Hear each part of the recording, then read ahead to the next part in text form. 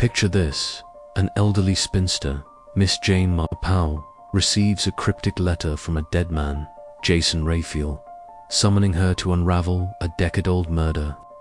Tasked as Nemesis, she joins a tour of England's grand estates, where secrets simmer. Among strangers, the brooding Michael Raphael, the enigmatic Bradbury Scott's sisters, and a watchful governess. As whispers of Verity hunts brutal death's surface, Miss Marple's keen eye pierces through lies, uncovering a chilling truth. A killer driven by obsessive love hides in plain sight. In a gripping game of wits, can she expose the murderer before the past claims another victim?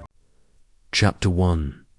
The letter from beyond. Miss Jane Marple sat in her neat drawing room at Danemead Cottage, St. Mary Mead, where the morning light cast delicate shadows through the lace curtains. The room, with its chintz armchairs and polished mahogany table, exuded a comforting familiarity, yet today an air of anticipation hung about her. On the table before her lay a letter, its black-edged envelope pristine save for the bold, precise handwriting of Mr. Jason Raphael, a man whose acquaintance she had made under the tropical sun of the Caribbean some years prior. That adventure, fraught with murder and deceit, had forged an unlikely bond between the frail spinster and the sharp-minded financier. Now, Mr. Raphael was dead, his passing noted in the Times some weeks ago, and this letter, delivered by the morning post, seemed a voice from beyond the grave. Miss Marple adjusted her spectacles and slit the envelope with a silver letter open, her movements deliberate. The single sheet within was written in the same firm hand, its brevity striking her as characteristic of the man who penned it. "My dear Miss Marple," it began, "if you are reading this, I am no longer among the living, but I have one final request. You once proved yourself a formidable ally in the pursuit of justice, and I call upon you now to undertake a task of similar gravity. Details will follow through my solicitor, Mr. Broadrib, in London. For now, know that you are my nemesis, charged with righting a wrong. Trust your instincts, as I do." The letter ended abruptly, signed with a flourish, and bore no further clue save the single, arresting word, Nemesis. She leaned back, her pale blue eyes narrowing as she turned the word over in her mind. Nemesis, the Greek goddess of retribution, a bringer of justice to those who escaped it. Mr. Raphael had been fond of theatrics, she recalled, but never without purpose. This was no idle gesture. It was a challenge, a puzzle wrapped in a summons. Her fingers, still nimble despite her years, traced the edge of the paper as she considered her past encounter with him. In the Caribbean, she had unraveled a murder, through quiet observation and an unerring sense of human nature. Now he sought her skill again, but for what? A crime, certainly, but of what nature and when? The absence of specifics piqued her curiosity, for Mr. Raphael had known her well enough to trust she would not shrink from the unknown. Rising, she crossed to the window, where the roses in her garden nodded under a gentle breeze. St. Mary Mead was quiet today, its villagers occupied with their small dramas, Mrs. Price's quarrel with the butcher, young Tommy's latest mischief. Such matters, though trivial, had honed Miss Marple's understanding of the darker currents beneath human civility. Greed, envy, love, twisted awry, these were the threads of every crime, whether in a village or a grander stage. Mr. Raphael's letter suggested a stage she could not yet see, but she felt the familiar stir of resolve. She would go to London, meet this Mr. Broadrib, and uncover the task set before her. As she folded the letter and placed it in her handbag, a memory surfaced, Mr. Raphael's piercing gaze as he had said, In that Caribbean hotel, you see things, Miss Marple, that others miss. She smiled faintly, a touch of pride mingling with humility. Whatever lay ahead, she would face it with the same clear-eyed patience that had served her before. The mantel clock chimed 10, and she rang for her maid Lily to prepare her travelling case. Nemesis, she thought, was a fitting mantle, and one she would wear with care. Chapter 2. The Solicitor's Office. Miss Jane Marple stepped out of the taxicab onto the bustling pavement of Lincoln's Inn Fields, her black kid gloves adjusting the brim of her best felt hat. The London air carried a crisp edge, and the November sky hung low with clouds that threatened rain. She paused to survey the Georgian facade of Broadrib and Schuster. Solicitors, its brass plaque gleaming with understated authority. The letter from Mr. Jason Raphael, tucked securely in her handbag, had brought her here. Its enigmatic summons stirring a curiosity that had not waned since her departure from St. Mary Mead. With a firm nod to herself, she ascended the steps, her sensible shoes tapping lightly on the stone. The door was opened by a young clerk, his starched collar slightly askew, who ushered her into a panelled waiting room. The scent of beeswax polish mingled with old leather, and a fire crackled in the grate, casting a warm glow over shelves laden with legal tomes. Miss Marple settled into a high-backed chair, her hands folded neatly over her handbag, and observed her surroundings with the quiet alertness of one accustomed to noticing what others overlooked. A portrait of a stern-faced gentleman, presumably a Schuster or Broadrib of yours, stared down from above the mantel, and a clock ticked solemnly, its pendulum marking the seconds with grave precision. She had not long to wait before the clerk returned, bowing slightly. "Mr. Broadrib will see you now, Miss Marple," he said, leading her down a corridor to a heavy oak door. Mr. James Broadrib rose from behind a vast mahogany desk as she entered, his silver hair catching the light from a tall window overlooking the square. He was a man of late middle age, with a lean face and eyes that suggested both shrewdness and a certain weariness, as though he had seen too many secrets pass through his office. His suit, impeccably tailored, bore the faint sheen of long wear, and his handshake was firm but brief. "Miss Marple," he said, his voice low and measured, "I am delighted to meet you, though the circumstances are, shall we say, unusual. Please, be seated." She took the proffered chair, a cushioned affair that creaked faintly under her slight weight, and regarded him with her clear, pale blue eyes. "Mr. Broadrib," she began, her tone polite but direct, "I received a letter from Mr. Raphael, written before his death. It instructed me to contact you regarding a task he wished me to undertake. I confess, he provided no details, save a rather dramatic reference to Nemesis. I am here to learn more." Broadrib's lips twitched, not quite a smile, as he leaned back in his chair. "That sounds very like Jason Raphael," he said. He was never one for unnecessary elaboration, yet he had a flair for the theatrical. "I have been expecting you. Miss Marple and I have instructions to follow." He reached into a drawer and produced a sealed envelope, its wax unbroken, which he placed on the desk between them.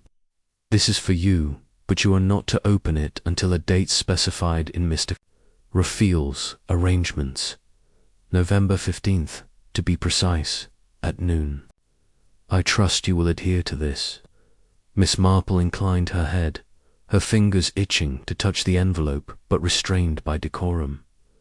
"I shall respect his wishes," she said, "but surely you can tell me something of this task."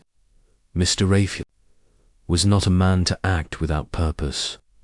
Broadrib hesitated, his fingers drumming lightly on the desk. He was explicit that I should reveal only what is necessary, he said at last. The task, as he described it, concerns a matter of justice, a wrong to be righted, though he did not specify its nature. He believed you uniquely suited to it, Miss Marple, due to what he called your remarkable faculty for seeing through human folly.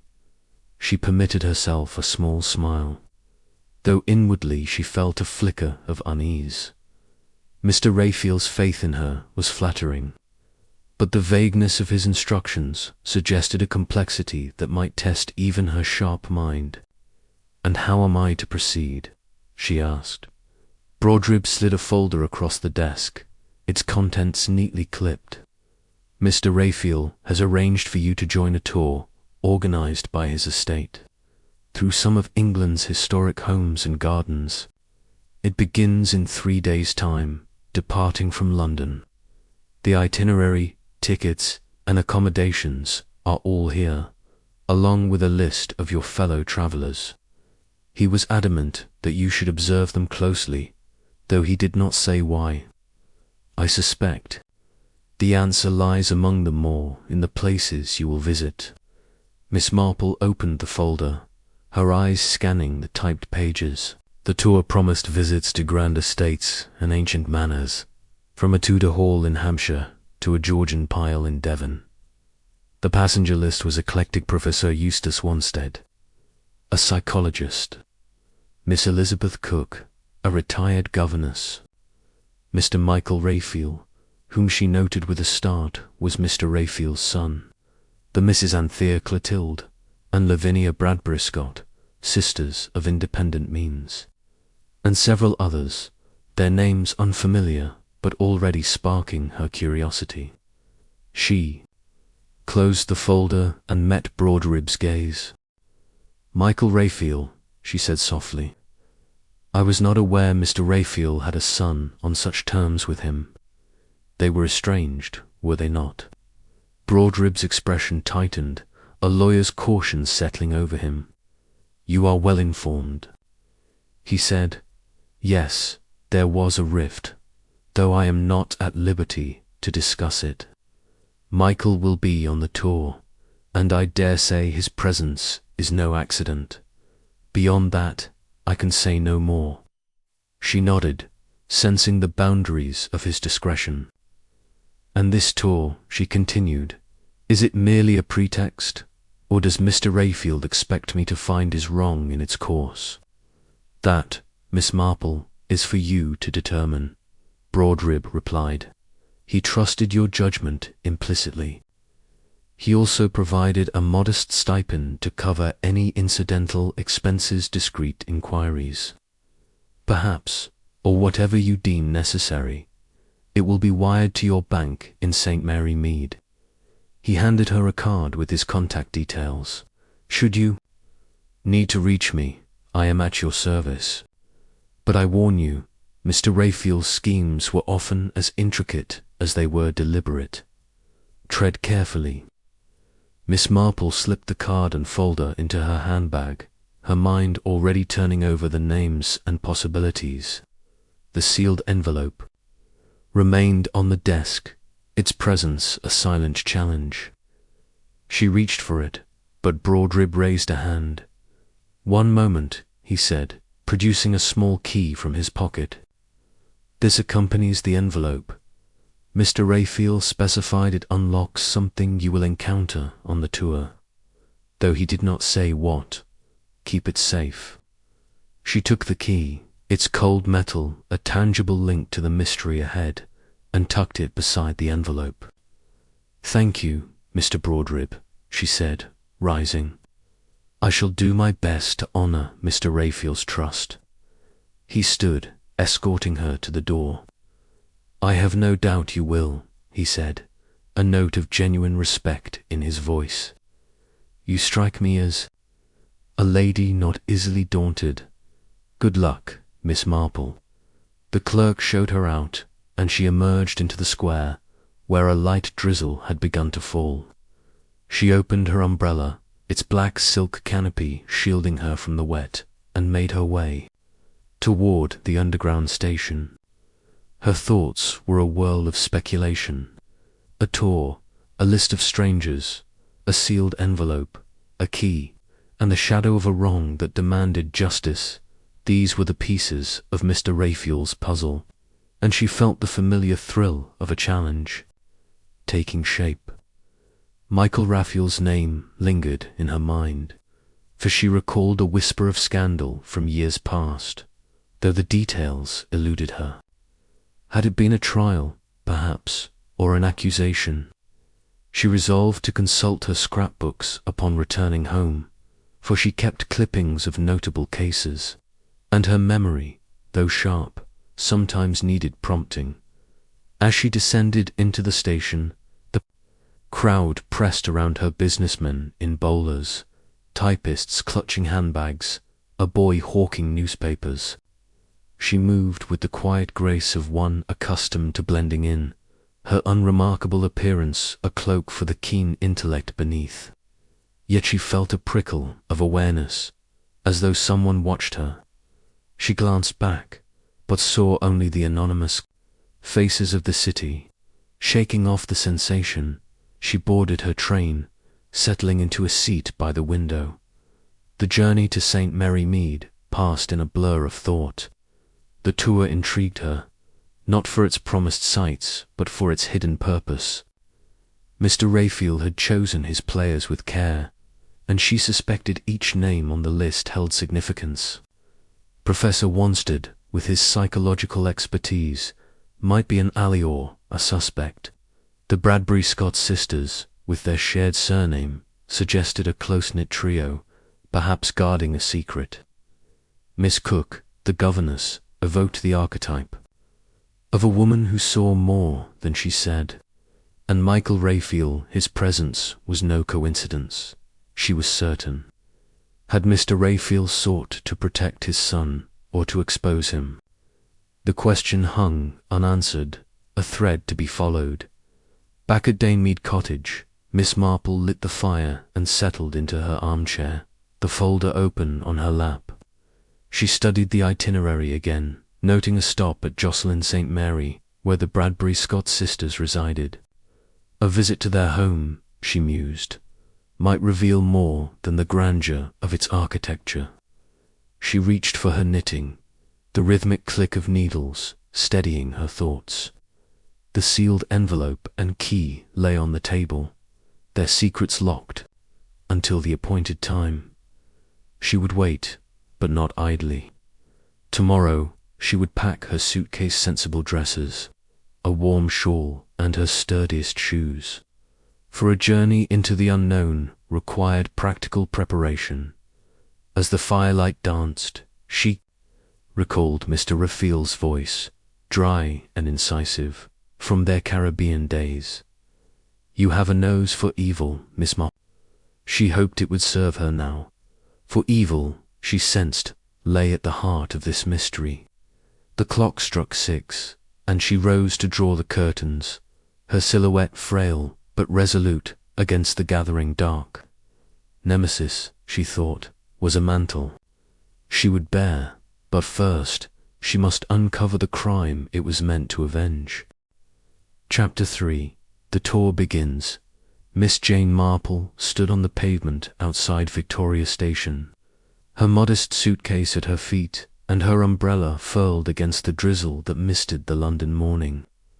The air was thick with the scent of wet wool and coal smoke, and the bustle of porters, taxis, and hurried commuters formed a lively backdrop. She adjusted her hat, a practical affair with a single feather, and scanned the crowd for the sign promised by Mr. Raphael's itinerary, famous houses and gardens of England. Her heart, though steady, carried a quiet thrill, for today marked the start of the journey into the unknown task set by her late friend. She had prepared meticulously, her suitcase packed with sensible garments and her mind sharpened by a night's reflection on the names in the tour's passenger list. A young woman in a navy coat approached, holding a placard with the tour's name. "Miss Marple?" she asked, her voice bright but professional. "I'm Joanna Crawford, your guide. The coach is this way." Miss Marple nodded, allowing a porter to take her case, and followed Joanna through the throng. The coach, a sleek vehicle with polished chrome and large windows, stood at the curb, its engine humming softly. A small group had already gathered, men and women of varying ages, their faces a mix of curiosity and mild impatience. Joanna checked names against a clipboard, her efficiency reassuring, and Miss Marple took the opportunity to observe her fellow travellers. She recognized none by sight, but the names from Mr. Broadrib's folder flickered through her mind, each a potential piece in Mr. Raphael's puzzle. As she boarded the coach, settling into a window seat near the front, her knitting bag at her side, she noted the passengers filing in. Professor Eustace Wanstead, a tall man with a scholarly stoop and a shock of white hair, took a seat across the aisle, his briefcase bulging with papers. The Bradbury sisters Anthea and Lavinia entered together, their resemblance striking despite their differing demeanour. Clotilde, the eldest, moved with a quiet authority, her dark eyes sweeping the coach. Lavinia, plump and genial, smiled at everyone. Anthea, thin and nervous, clutched a guidebook and darted glances about. Michael Raphael, a lean young man with a shadowed expression, slouched in a rear seat, his hands thrust into his pockets. Miss Elizabeth Cook, a sharp-eyed woman in her 50s, boarded last, her plain tweed coat and nonsense air marking her as the retired governess. Others filled the seats, Mr. and Mrs. Butler, a cheerful American couple, Miss Lumley, a bird-like spinster, and Mr. Casper, a taciturn German botanist, but Miss Marple's attention lingered on those named in the solicitor's file. Joanna stood at the front, her voice cutting through the murmurs. "Good morning, everyone. Welcome to the famous Houses and Gardens tour. We'll be travelling through England's finest estates, starting today with Hanbury Hall in Hampshire. I'll provide details as we go, and please feel free to ask questions. Let's make this a splendid journey." The coach pulled away, weaving through London's traffic before reaching the open road. Miss Marple opened her knitting, the soft click of needles blending with the hum of the engine. She worked on a pale blue shawl, its pattern simple enough to allow her mind to wander while her eyes roamed. The Bradbury sisters sat together, Clotilde reading a novel, Lavinia chatting with Mrs. Butler, and Anthea staring out the window, her fingers twisting a handkerchief. Professor Wanstead scribbled in a notebook, his brow furrowed. Michael Raphael gazed at the passing countryside, his jaw tight. Miss Cook, seated a row ahead, produced a small sketchbook and began to draw, her pencil moving with precision. Miss Marple's thoughts turned to Mr. Raphael's letter and its cryptic charge. Nemesis, he had called her, a bringer of justice. The tour, she was certain, was no mere holiday but a stage for his design. The presence of Michael Raphael, his estranged son, suggested a personal stake, perhaps a wrong tied to the scandal she vaguely recalled. The Bradbury sisters, too, intrigued her. Their shared surname and Clotilde's commanding presence hinted at a family with secrets.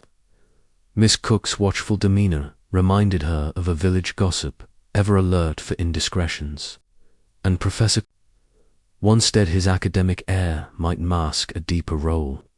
She resolved to engage each in turn, for conversation, she knew, often revealed more than its speakers intended. At Hanbury Hall, the coach rolled to a stop before a Tudor manor, its timber-board, facade and mullioned windows exuding age and dignity. The group disembarked, stretching their legs as Joanna led them through wrought iron gates into a courtyard. Miss Marple, her umbrella raised against the light rain, lingered at the rear, her eyes catching a fleeting exchange between Clotilde and Anthea. Clotilde's hand rested briefly on her sister's arm, her voice low but sharp. "No need to dwell on it, Anthea. It's past." Anthea's reply was inaudible, but her face tightened, and she pulled away, hurrying to join Lavinia. Miss Marple filed the moment away, her curiosity piqued by the word past and the tension it evoked. The tour of the hall was thorough, Joanna's commentary blending history with anecdotes about the families who had lived there. Miss Marple listened attentively, but her attention was divided. She noted Michael Raphael's disinterest, his gaze fixed on the floor as if lost in thought. Professor Wanstead, however, asked pointed questions about the hall's restoration, his interest suggesting a mind accustomed to detail. Miss Cook sketched the oak-panelled great hall, her eyes flicking to the group as often as to her page. During a pause in the long gallery, Miss Marple manoeuvred to stand beside Lavinia Bradbury Scott, whose warm smile invited conversation. "Such a splendid place," Miss Marple said, her voice gentle. "It must remind you of your own home. Miss Bradbury Scott, I understand you live in a fine old manor." Lavinia's eyes brightened. "Oh yes, the old hall in Jocelyn St. Mary. It's not as grand as this, mind you, but it's been ours for generations. Clotilde takes such pride in it, and Anthea loves the gardens, though she's a bit scatterbrained about them." "It sounds charming," Miss Marple said. "Do you often entertain visitors? I imagine a house like that has many stories." Lavinia hesitated, her smile faltering. "We used to, years ago. We've kept to ourselves lately. Clotilde prefers it that way." She glanced at her sister, who stood near a portrait, her expression unreadable. Miss Marple nodded sympathetically. "Houses do hold memories, don't they? Sometimes joyful, sometimes sad." She let the remark hang, watching Lavinia's reaction. "Yes," Lavinia said softly, her fingers tightening on her handbag. "Some memories are best left alone." She excused herself, joining Mrs. Butler to admire a tapestry. Miss Marple's knitting resumed as the group moved to the gardens, her mind turning over Lavinia's words. The Bradbury Scott sisters, she sensed, carried a burden, one Clotilde seemed determined to guard. She recalled the name Verity from a half-forgotten newspaper clipping a girl's murder, a tragedy that had stirred St. Mary Mead's gossip years ago. Could it be linked to this tour, to Mr. Raphael's task? She resolved to probe further, but discreetly, for the sisters' unease suggested a secret close to the surface dot in the rose garden. She found herself beside Professor Wanstead, who was examining a rare hybrid with interest. "A fine specimen," he remarked, then turned to her with a smile. "You're Miss Marple, I believe. I've heard you're a keen observer of human nature." She returned his smile, her eyes twinkling. "I'm a simple village spinster, Professor, but I do notice things. People are so like plants, don't you think? Some thrive in the open, others hide in the shade." He chuckled, his gaze sharpening. "An apt metaphor. I'm here to study people. You know part of a project on behavior under stress. Mr. Raphael funded it, oddly enough. He had an interest in certain patterns." Miss Marple's needles paused. "How fascinating," she said. "And what patterns are you observing on this tour?" Wanstead's expression grew guarded. "Oh, nothing specific yet. Just watching how people interact. You'd be surprised what a group like this reveals under the surface." "I'm never surprised by what people reveal," she said lightly, resuming her knitting. but I am often intrigued." He laughed, but she sensed a calculation behind his warmth. As they rejoined the group, she noted Miss Cook lingering near Michael Raphael, her sketchbook closed. Michael, oblivious, lit a cigarette, his movements tense. The coach awaited, and as they boarded, Miss Marple overheard Anthea murmur to "I saw the supper house, it's like ours," where Verity, Clotilde's sharp glance silenced her, but Miss Marple's heart quickened. Verity, again. The name was no coincidence. Back on the coach, she settled into her seat, her knitting. A soothing rhythm. The countryside rolled past hedgerows, stone walls, the occasional church spire piercing the mist. She pieced together her observations. Clotilde's control over her sisters, Anthea's nervous slip, Lavinia's reticence, Michael's brooding isolation, Wanstead's veiled purpose, Miss Cook's watchfulness. Mr. Raphael had assembled this group with care, and the mention of Verity suggested a tragedy at the heart of his task. She recalled the key and sealed envelope in her suitcase, their secrets locked until the appointed time. For now, she would watch and listen, her unassuming presence her greatest asset, as the coach neared their evening stop. A country hotel in Hampshire. Miss Marple felt a familiar clarity settling over her. The tour was a chessboard, its players moving according to rules she had yet to discern. But she was Nemesis, as Mr. Raphael had named her, and she would uncover the truth, however deeply buried. Her needles clicked on, a quiet counterpoint to the mystery unfolding around her. Chapter 4. Shadows of the Past. The coach wound its way through the rolling hills of Devon, the late afternoon sun casting long shadows across fields stitched with hedgerows. Miss Jane Marple sat by her window, her knitting needles moving with a steady rhythm, producing a soft grey scarf that grew incrementally with each mile. The famous houses and gardens tour had reached its second day, and the group was en route to Ashford Priory, a Georgian estate renowned for its Palladian elegance and sprawling parkland. Miss Marple's eyes, though fixed on her work, missed little of the dynamics among her fellow passengers.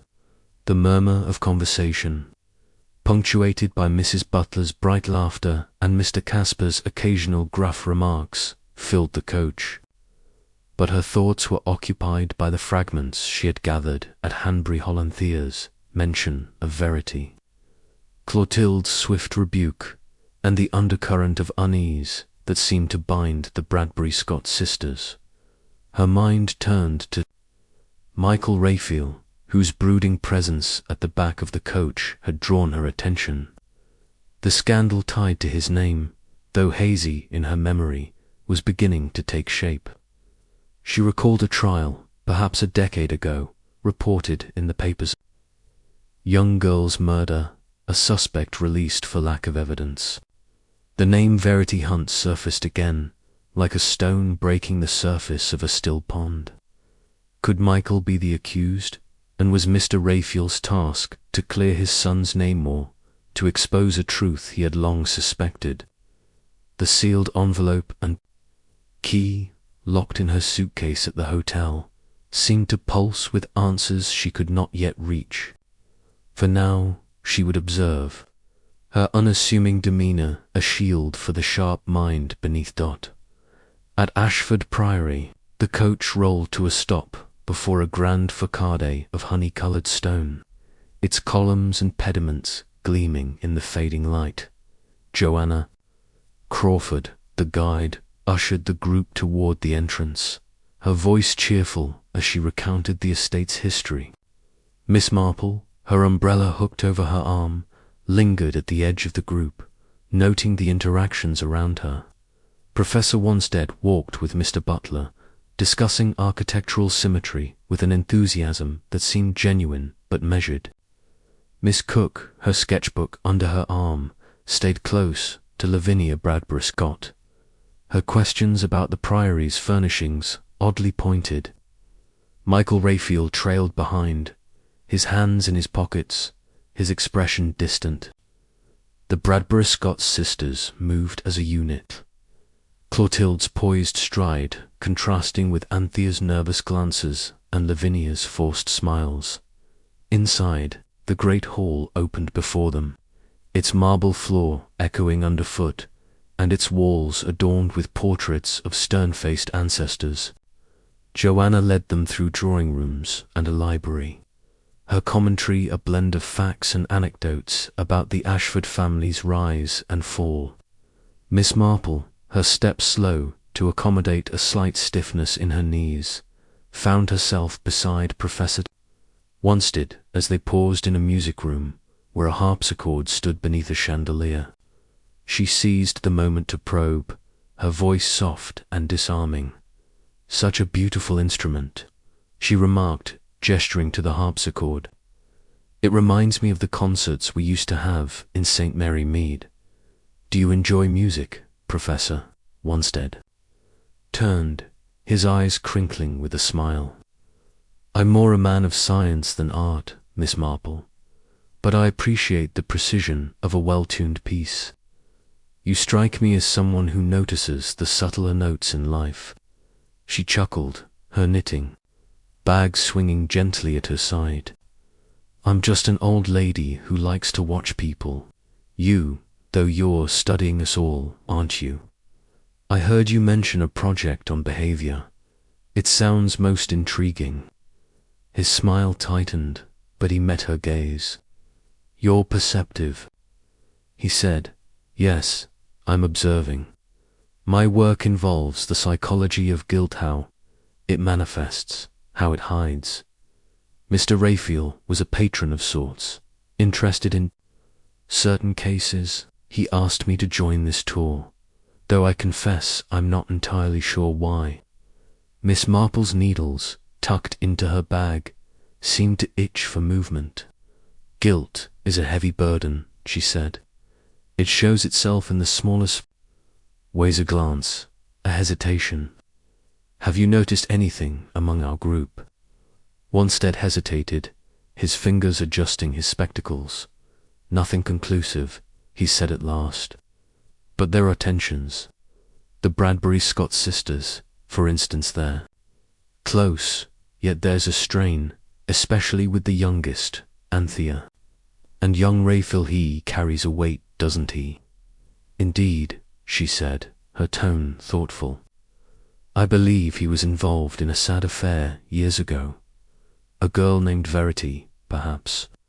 My memory isn't what it was, but I seem to recall a tragedy." Wanstead's face grew still, his eyes searching hers. "Verity Hunt," he said quietly. "You've done your homework, Miss Marple. She was strangled 10 years ago in Jocelyn St. Mary. Michael Rayfield was her fiancé, accused, but never convicted. The evidence was circumstantial, a quarrel, his presence nearby. He walked free, but the stain remains." Miss Marple nodded, her expression one of mild concern. "How dreadful for him," she said, "and for her family." "Did she have family in Jocelyn St. Mary?" "The Bradbury Scott sisters," Wanstead replied, his voice lower now. "Verity was their ward, taken in as a child after her parents died. Clotilde, in particular, was devoted to her. Some said to devoted." The group moved on, and Miss Marple followed, her mind racing. Verity Hunt, ward of the Bradbury Scotts, murdered, and Michael Rayfield accused. Mr. Rayfield's task was taking shape, its contours dark and tangled. She recalled Anthea's slip at Hanbury Hall, Verity, and Clotilde's swift intervention. Was the wrong to be right at Verity's death, and was Michael innocent, or was there a deeper secret? Wanstead's role intrigued her. His study of guilt, funded by Mr. Rayfield, suggested he was more than a casual observer. She resolved to keep him close, for his knowledge might unlock further clues. In the Priory's gardens, the group scattered to explore formal parterres and a yew-lined avenue.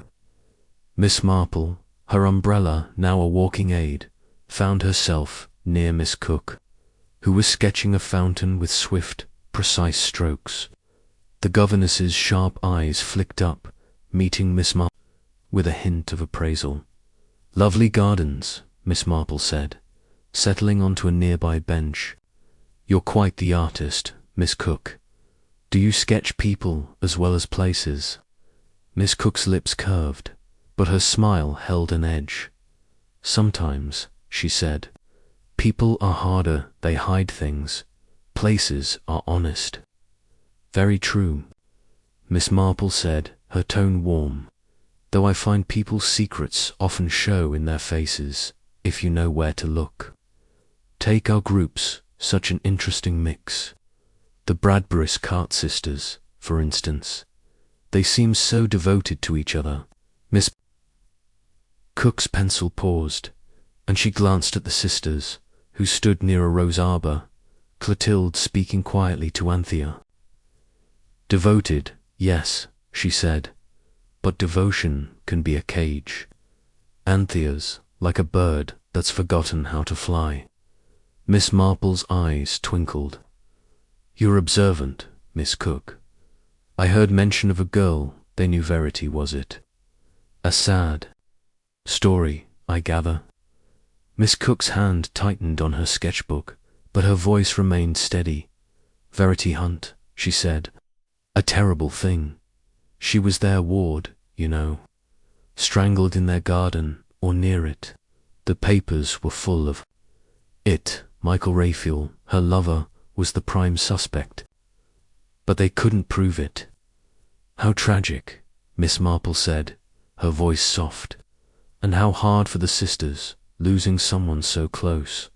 Clotilde must have been heartbroken." Miss Cook's eyes narrowed, but she nodded. "Clotilde was intense about Verity. Some thought she saw her as a daughter, or more. It's not my place to say." She snapped her sketchbook shut and stood.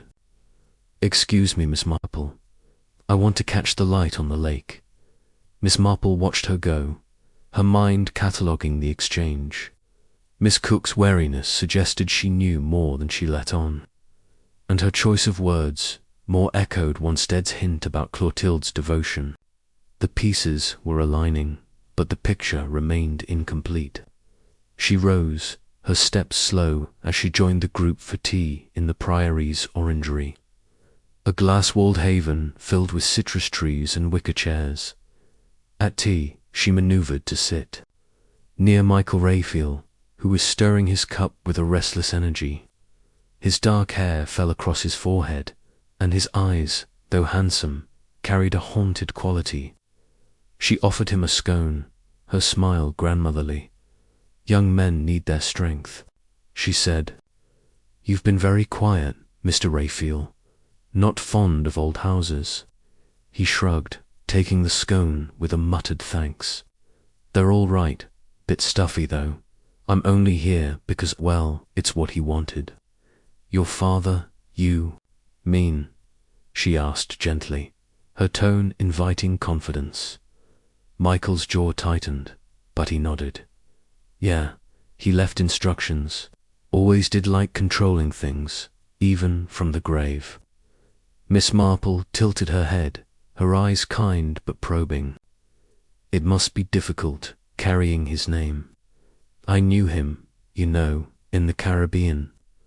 A remarkable man, but not an easy one." Michael's gaze flicked to her, surprised. "You knew him.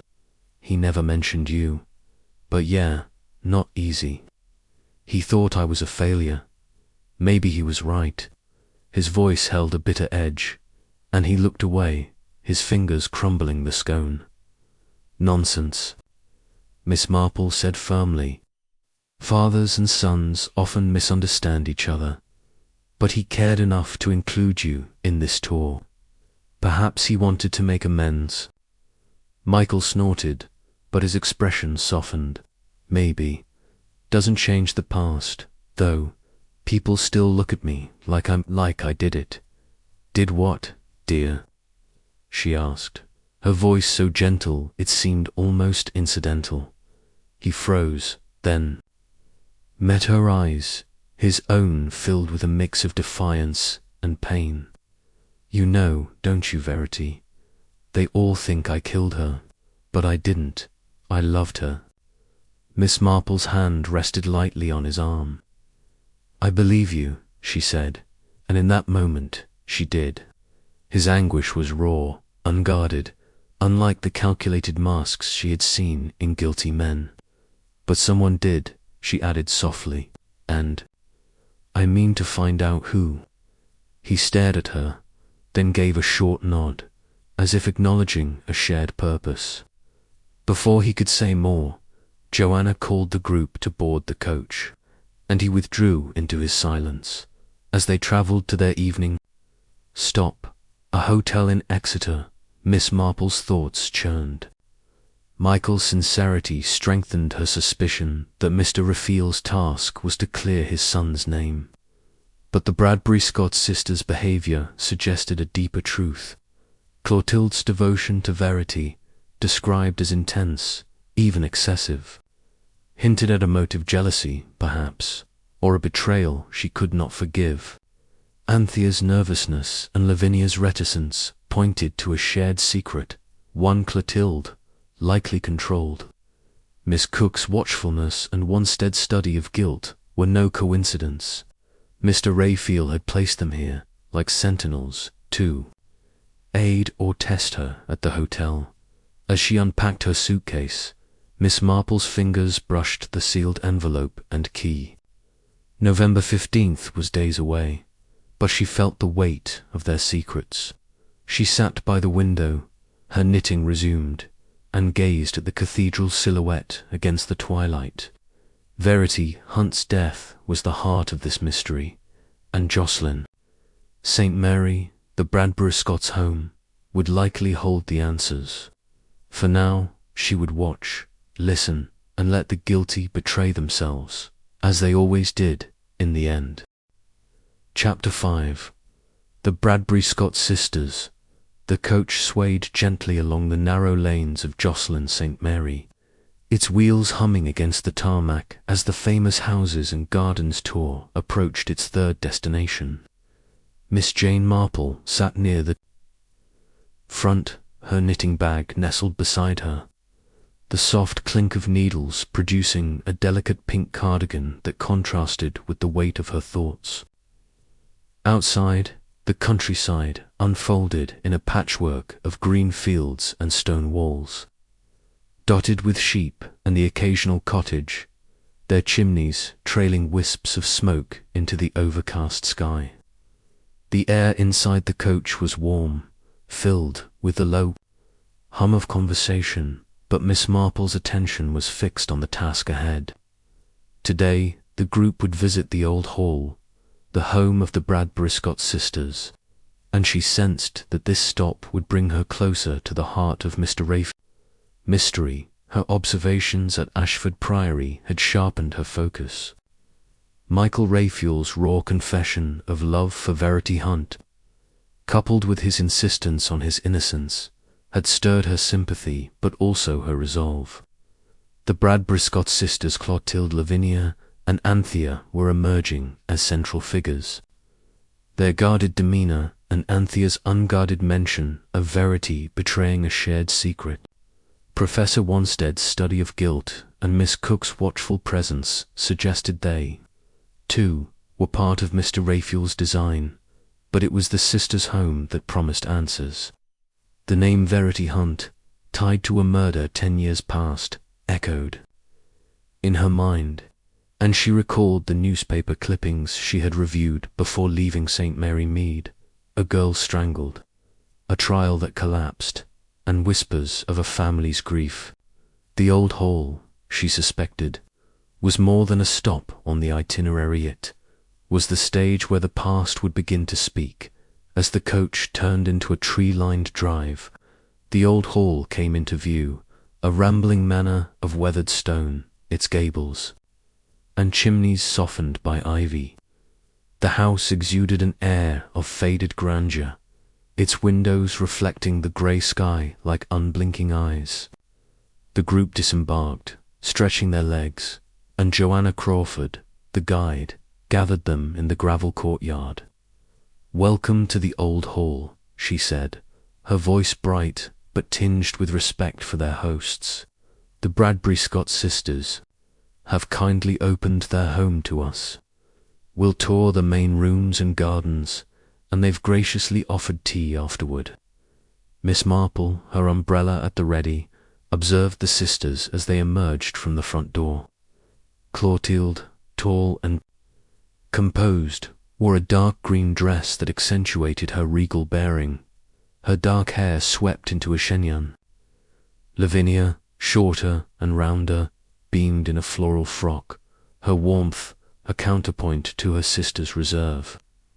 Anthea, thin and restless, fidgeted with a silk scarf, her eyes darting from face to face. Clotilde stepped forward, her voice clear and measured. "We're delighted to welcome you," she said. "The old hall has been our family's home for centuries, and we hope you'll enjoy its history." The group followed the sisters into a spacious hall, its oak-panelled walls hung with portraits and tapestries. Miss Marple, her steps deliberate, noted the meticulous care of the house-polished floors, gleaming brass, flowers arranged with precision. Yet there was a stillness, as if the air held its breath. Clotilde led the tour, her commentary on the house's Jacobean origins and Georgian additions delivered with scholarly precision. Lavinia added anecdotes about their ancestors, her laughter easing the group's mood, while Anthea trailed behind, her contributions vague and halting. Miss Marple's eyes lingered on a small portrait in the drawing-room, young girl with auburn hair and a wistful smile, her face strikingly alive against the sombre backdrop of older paintings. "Who is this?" she asked Lavinia, her tone one of polite curiosity as the group paused. Lavinia's smile faltered, but she recovered quickly. "That's Verity," she said, her voice soft. "A dear girl who lived with us for a time. She's gone now. How sad," Miss Marple said, her eyes gentle but searching. "She looks so full of life. Was she a relative?" "No, not exactly," Lavinia replied, glancing at Clotilde, who had turned at the mention of the name. "She was our ward after her parents passed. We loved her like our own." Clotilde approached, her expression serene but her eyes sharp. "Verity was a blessing to us," she said, her voice steady. "Her loss was a great sorrow. Shall we move on to the library?" Miss Marple nodded, allowing the subject to drop, but her mind catalogued the exchange. Clotilde's control was absolute, yet Lavinia's hesitation and Anthea's absence during the conversation suggested cracks in their unity. She followed the group to the library, a vast room lined with leather-bound volumes where a fire crackled in a stone hearth. As Clotilde described a rare manuscript, Miss Marple manoeuvred to stand near Anthea, who was staring at a window, her fingers twisting her scarf. "Such a lovely room," Miss Marple said softly. "It must hold many memories for you, Miss Anthea." "Did Verity enjoy it here?" Anthea started, her eyes wide. "Verity? Oh yes, she loved books. She'd sit there," she pointed to a window seat, then stopped, her face paling. "I mean, she used to. It's been so long." "Of course," Miss Marple said, her tone soothing. "Time does blur things, doesn't it? I imagine she was a happy girl, living here with you all." Anthea's lips trembled, and she glanced at Clotilde, who was occupied with Mr. Butler's questions. "Happy, I suppose, at first, but she changed. She wanted things we couldn't give her." Her voice dropped to a whisper. Clotilde didn't like it. Miss Marple's heart quickened, but she kept her expression mild. "Young girls often have their own ideas," she said. "It must have been hard for your sister, caring so much." Anthea nodded, then turned away, her scarf now a tight knot. In her hands, Miss Marple let her go, sensing the fragility of her confidence. The tour moved to the gardens, and she fell into step with Professor Wanstead, who had been unusually quiet. The grounds were extensive, with manicured lawns, a sunken rose garden, and a path leading to a wooded area. Wanstead, his hands clasped behind his back, seemed deep in thought. "A fine estate," Miss Marple remarked, her umbrella tapping the gravel path. "But there's a sadness here, don't you think? The sisters carry it, especially about that." "Poor girl, Verity." Wanstead's eyes flicked to her, his scholarly air tinged with caution. "You're right," he said. "I've noticed it too. Clotilde, in particular, she's like a woman guarding a wound. My work on guilt makes me sensitive to such things. Verity's death left scars, and not just on Michael Raphael." "Indeed," Miss Marple said, her voice thoughtful. "You mentioned your study was funded by Mr. Raphael. Did he ever speak of Verity, or why he wanted you here?" Wanstead hesitated, his gaze scanning the group ahead. "Not directly," he said. "He was interested in unresolved cases, crimes where justice faltered. He believed Verity's killer was never found, and he wanted me to watch for signs of concealment. He spoke highly of you, Miss Marple. Said you had a knack for seeing what others miss." She smiled, her eyes twinkling. "I'm just an old lady with too much time to think," she said. "But I do wonder about Clotilde. Her devotion to Verity seems to have been intense." Wanstead nodded, his voice low. "Obsession can twist love into something dangerous. I've seen it in my studies, people who can't let go, who punish those who try to break free. But proof is another matter." They reached a summer house, a quaint structure of weathered wood tucked among yews. Miss Marple paused, her eyes tracing its latticed windows. "A charming spot," she said, but her tone was distant. She recalled Anthea's words at Hanbury, or Verity, and a summer house. Was this the place? She stepped closer, noting the door's sturdy lock and faint marks on the frame, like scratches from a struggle. Her heart sank, but she filed the observation away, her face betraying nothing. Tea was served in the drawing room, the sisters presiding with practiced grace. Miss Marple, seated near a window, watched the group. Michael Raphael, who had been silent during the tour, sat apart, his eyes fixed on the portrait of Verity. Miss Cook, her sketchbook absent, engaged Lavinia in conversation, her questions about the house's history oddly persistent. Clotilde moved among the guests, her smile impeccable, but her gaze lingered on Anthea, who seemed on the verge of tears. As Lavinia passed with a tray of scones, Miss Marple seized the moment. "Such a warm welcome," she said, accepting a scone. "You and your sisters must be very close, Miss Lavinia. It's rare to see such unity." Lavinia's smile was genuine but strained. "We've always been together," she said. "Clotilde's the strong one, she holds us up. Anthea, well, she's sensitive, but we manage."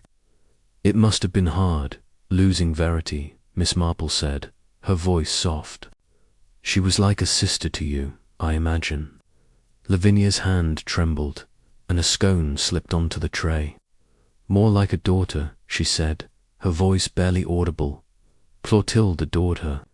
When she died, it broke something in us, especially in Clotilde." Miss Marple nodded, her eyes kind but searching. "How tragic," she said. "And to think it happened here, in your own garden. It must haunt you still." Lavinia's face paled, and she glanced at Clotilde, who was now speaking. With one "It does," she whispered, "but we don't speak of it. Clotilde says it's better to forget." She excused herself. Her steps hurried. Miss Marple sipped her tea, her mind racing. Clotilde's dominance, Anthea's fear, Lavinia's sisters were a triad, bound by Verity's death, and Clotilde was the key. The summer house, with its scratched door, loomed in her thoughts, a silent witness to violence. She recalled Michael's anguish, his claim of innocence, and wondered if Clotilde's love for Verity had turned possessive, even deadly. Miss Cook's presence, too, was puzzling her. Questions and watchfulness suggested a purpose beyond sketching. Was she, like Wanstead, a piece in Mr. Raphael's game? As the group prepared to leave, Miss Marple lingered in the drawing room, her eyes on Verity's portrait. Clotilde approached, her expression polite but guarded. "I hope you enjoyed our home, Miss Marple," she said. "Very much," Miss Marple replied, her voice warm. "It's a house full of character, and Verity's portrait she was a beautiful girl. You must miss her terribly." Clotilde's smile tightened, but her voice remained steady. "We do," she said. "She was everything to us. But life moves on." "Of course," Miss Marple said, her eyes meeting Clotilde's, though some losses leave shadows that never quite fade. Clotilde's gaze flickered, but she nodded and turned away, her composure intact. Miss Marple joined the group, her heart heavy but her resolve firm. The old hall had revealed much, but the truth remained elusive. As the coach pulled away, she glanced back at the manor, its windows dark against the dusk. The sealed envelope and key, waiting in her hotel room, seemed to call her forward. She would unravel this mystery, for Verity, for Michael, and for the justice Mr. Raphael had entrusted to her. Chapter 6. A walk in the garden. The morning mist hung low over Jocelyn St. Mary, veiling the gardens of the old hall in a gossamer shroud that softened the outlines of yew hedges and rose beds. Miss Jane Marple stood at the edge of the lawn, her sensible shoes damp from the grass, her umbrella tucked under her arm as a precaution against the uncertain sky. The famous houses and gardens tour had spent the night at a nearby inn, but the group had returned to the old hall for a second day, at the Bradbury Scott sisters' invitation, to explore the grounds more thoroughly. Miss Marple's knitting bag hung from her wrist, its weight a comforting constant. Though her needles lay idle, her attention wholly absorbed by the task before her. The visit to the sisters' home the previous day had deepened her suspicions, and the summer house, with its scratched doorframe, loomed in her mind as a silent clue to Verity Hunt's fate. Her observations at the old hall had sharpened the contours of Mr. Raphael's mystery. Clotilde Bradbury Scott's commanding presence, coupled with her intense devotion to Verity, suggested a woman capable of extreme actions. Lavinia's hesitant guilt and Anthea's nervous lapses pointed to a family bound by a shared secret, one Clotilde seemed determined to protect. Michael Raphael's anguished claim of innocence had stirred her compassion, reinforcing her belief that Mr. Raphael's task was to uncover the true killer of Verity Hunt. Professor Wanstead's psychological insights and Miss Cook's cryptic watchfulness hinted at their roles as allies or observers in Mr. Raphael's design. Today, Miss Marple resolved to probe further, using the garden's tranquility to draw out truths that the house's formal rooms had guarded. The group gathered near a stone fountain, where Joanna Crawford, the tour guide, outlined the morning's plan: a leisurely walk through the gardens, followed by luncheon at the inn. The Bradbury Scott sisters were present. Clotted overseeing arrangements with her usual poise, Lavinia chatting warmly with Mrs. Butler, and Anthea hovering at the edges, her scarf twisted in her hands. Miss Marple noted Michael Raphael's absence, had opted to remain at the inn, citing a head and felt a pang of concern. His withdrawal, she suspected, stemmed from the emotional weight of being in Verity's former home. Miss Cook, her sketchbook under her arm, stood apart, her sharp eyes scanning the group. Professor Wanstead, his briefcase replaced by a notebook, jotted observations, his scholarly air masking a deeper purpose. As the group dispersed along the garden paths, Miss Marple saw her opportunity. Anthea, drifting toward a herbaceous border, seemed lost in thought, her steps aimless. Miss Marple approached, her smile grandmotherly and disarming. "What a lovely morning for a walk, Miss Anthea," she said, falling into step beside her. "These gardens are quite splendid. You must spend a great deal of time here." Anthea started, her eyes wide, but she nodded. "Oh yes, I do. Love the flowers. They're easier than people, aren't they? They don't ask questions or make you remember." Her voice trembled, and she glanced back toward Clotilde, who was leading Mr. Casper through the rose garden. "Very true," Miss Marple said, her tone gentle. "Flowers simply bloom, each in its own way. I imagine Verity enjoyed them too, living here with you. She must have been a great comfort to you all." Anthea's fingers tightened on her scarf, and her face paled. Verity, yes, she loved. The gardens. She'd sit in the summer house, reading or meeting him. Her voice dropped to a whisper, and she stopped, her eyes fixed on a distant point, the summer house. Miss Marple prompted, her voice soft but encouraging. "That charming little place we saw yesterday. It must have been a favorite spot for her." Anthea nodded, her gaze distant. She'd meet Michael there when Clotilde wasn't watching. Clotilde didn't like him. She said he was wrong for Verity, but Verity loved him. She said she'd marry him no matter what. Her voice broke, and she turned to Miss Marple, her eyes brimming. Clotilde was so angry she believed she loved Verity too much. It wasn't right. Miss Marple's heart quickened, but she kept her expression serene. "Love can be a complicated thing," she said, "especially when it's protective, like Clotilde's. Did Verity ever feel trapped by it?" Anthea's lips trembled, and she nodded, almost imperceptibly. She wanted to leave, to be with Michael. She told me once, in the summer house, that she was afraid. Clotilde had locked her in her room before, to keep her from him. I never thought it would come to that. Her voice faltered, and she covered her mouth, tears spilling over. Miss Marple placed a gentle hand on her arm, her touch steadying. There, my dear," she said.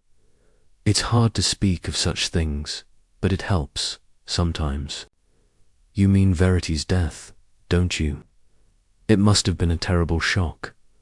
Anthea nodded, her sobs muffled. "I shouldn't talk about it. Clotilde says it's over, that we mustn't dwell. But I see her, sometimes, in the garden. Verity, I mean, she's still here, isn't she?"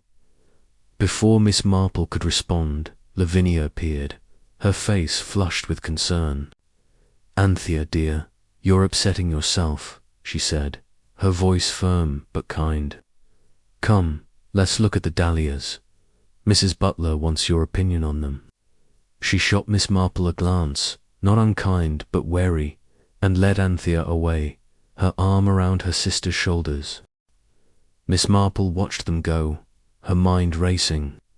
Anthea's revelations confirmed her suspicions. Clotilde's love for Verity had been possessive, perhaps pathologically so, and Verity's determination to marry Michael had provoked conflict. The locked room, the fear Anthea described, these were signs of control escalating to coercion. The summer house, Anthea's mention of it as a place of secrets, demanded closer inspection. Miss Marple resolved to return to it alone, if possible. Before the group departed, she continued along the path, her steps slow to avoid drawing attention, and soon found herself near the summer house. The structure, half hidden by use, was as she remembered: weathered wood, latticed windows, a sturdy door. She approached, her eyes scanning the doorframe. The scratches she had noted yesterday were clearer in the morning light, faint but deliberate, as if nails had clawed at the wood in desperation. Her heart sank, but she forced herself to examine the lock, a heavy brass affair that looked newer than the door itself. The key in her suitcase, entrusted by Mr. Broadrib, came to mind. Could it fit this lock? The thought was tantalizing, but she had no time to test it now. As footsteps crunched on the gravel behind her, she turned to find Miss Cook, her sketchbook open, her pencil poised. "An interesting spot," Miss Cook said, her tone neutral, but her eyes sharp. "You seem drawn to it, Miss Marple." Miss Marple smiled, her expression bland. "It's quite picturesque," she said. "A perfect place for quiet reflection. Did you know Verity used to come here?" Miss Cook's pencil paused, and her gaze narrowed. "Verity Hunt? Yes, I've heard. A sad story. She was killed not far from here, wasn't she? In these very gardens, some say." "So I understand," Miss Marple said, her voice soft. "It must have been dreadful for the sisters, losing her so violently. And for Michael Raphael, accused of such a crime." Miss Cook's lips twitched, but her expression remained guarded. "He was lucky to walk free," she said. "Not everyone believed his story. But then, not everyone tells the truth, do they?" Miss Marple tilted her head, her eyes meeting Miss Cook's. "Very true," she said. "The truth has a way of hiding in plain sight, especially when people are afraid to see it." "You're very observant, Miss Cook. Have you noticed anything unusual among our group?" Miss Cook hesitated, then closed her sketchbook. "I notice plenty," she said, "but I keep my own counsel. You'd do well to do the same, Miss Marple. Some secrets are dangerous." She turned and walked away, her steps brisk, leaving Miss Marple to ponder her words. The encounter unsettled her, for Miss Cook's wariness suggested a deeper involvement.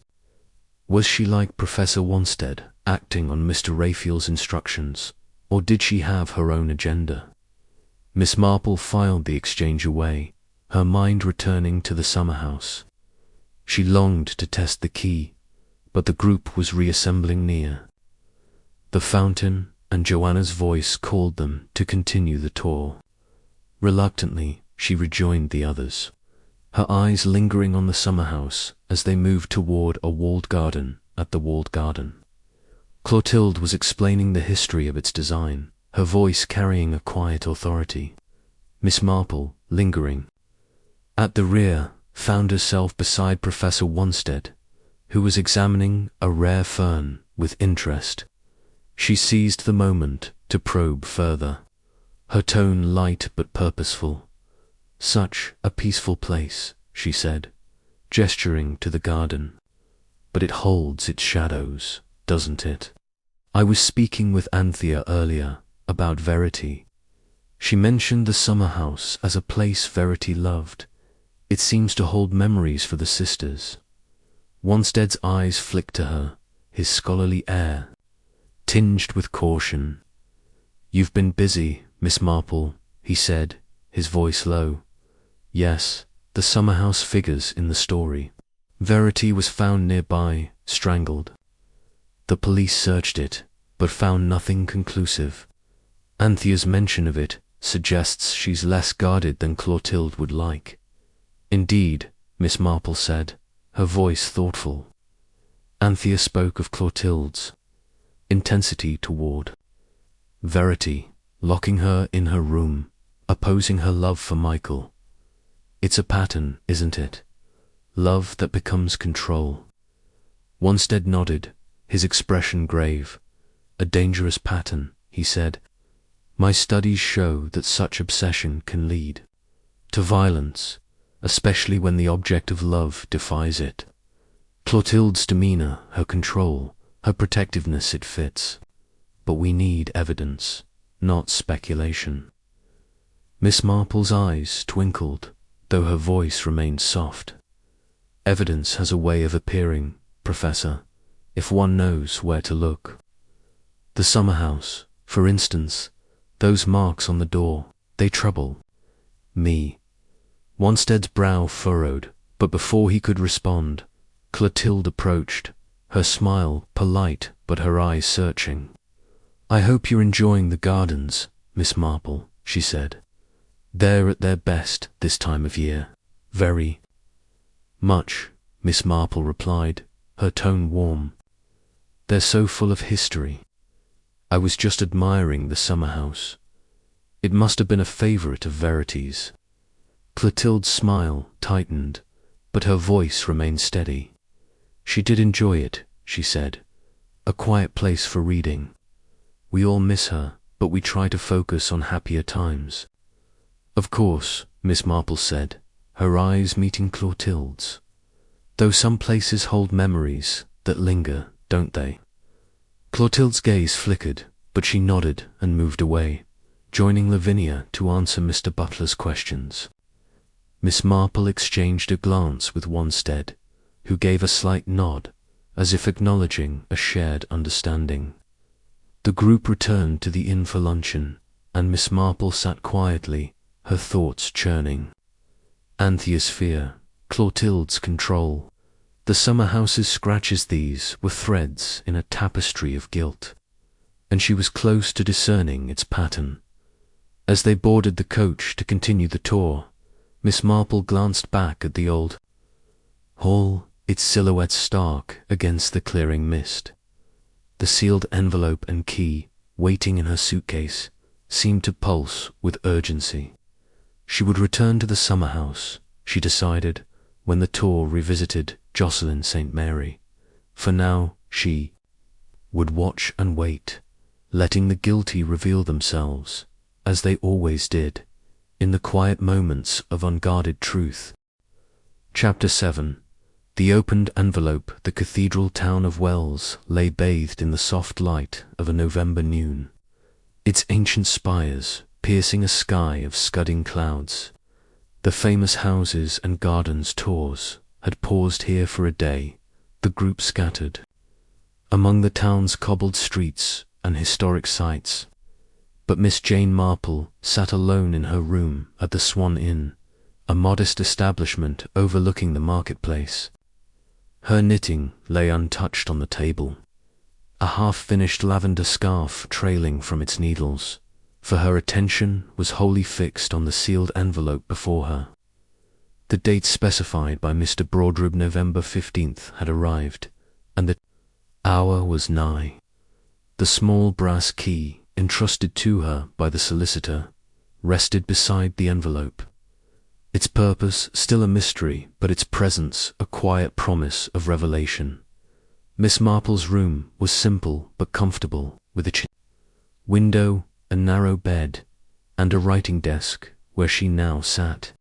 The sounds of the town vendors calling, the chime of cathedral bells filtered through the glass, but she was oblivious, her pale blue eyes sharp with anticipation.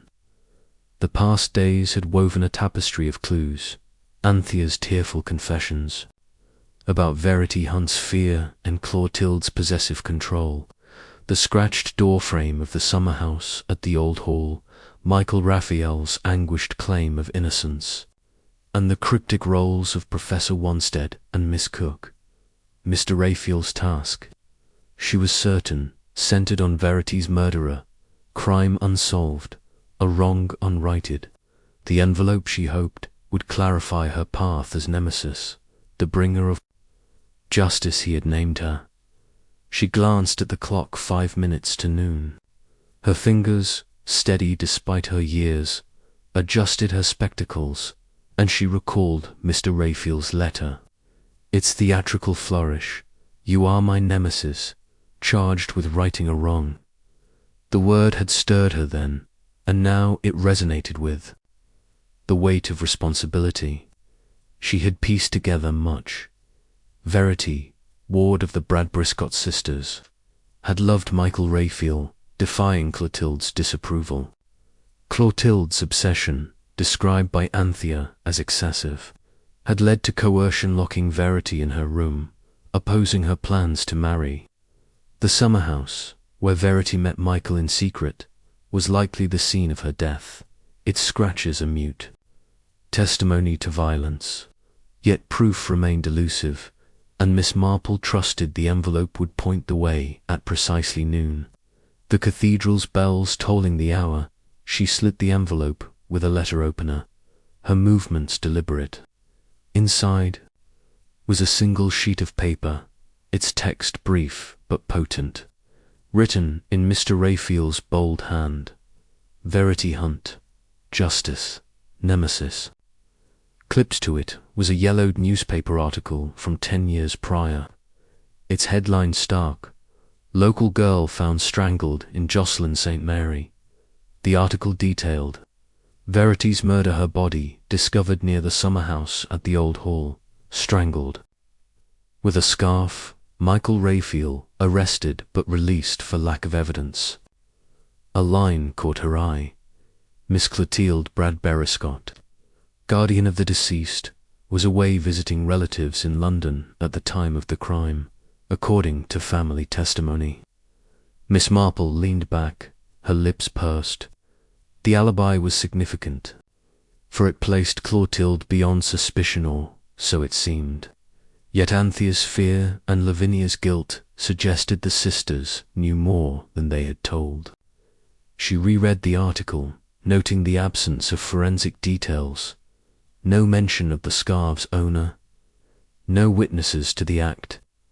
The police, she surmised, had relied heavily on Michael's proximity and a reported quarrel, but the case had crumbled. Mr. Raphael, she suspected, believed his son innocent and had orchestrated this tour to expose the true killer. The word nemesis in his note was not mere drama. It was a charge to uncover what the law had missed. She turned the key over and her hand, its brass cooled against her skin.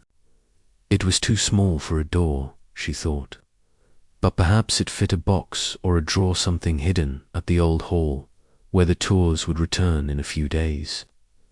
Her mind flashed to the summer house, its locked door a tantalizing possibility, but the key size suggested a more personal object. She tucked it into her handbag, alongside the envelope, and rose to draw the curtains, her thoughts racing. Clotilde's alibi, she decided, must be tested, for alibis, in her experience, were often the weakest link in a guilty chain. The inn's dining room was lively when she descended for luncheon, the tour group mingling with locals. She spotted Professor Wanstead at a corner table, his notebook open, and joined him, her smile disarming. "Good afternoon, Professor," she said, settling into a chair. "I hope the cathedral inspired you. Such places always make me think of truth, don't they? All those ancient stones, holding secrets." Wanstead chuckled, closing his notebook. "You have a poetic turn, Miss Marple." "Yes, Wells is inspiring, though I'm more interested in the secrets people carry." "You've been busy. I hit with Anthea yesterday." She seemed shaken. Miss Marple's eyes twinkled, but her voice was mild.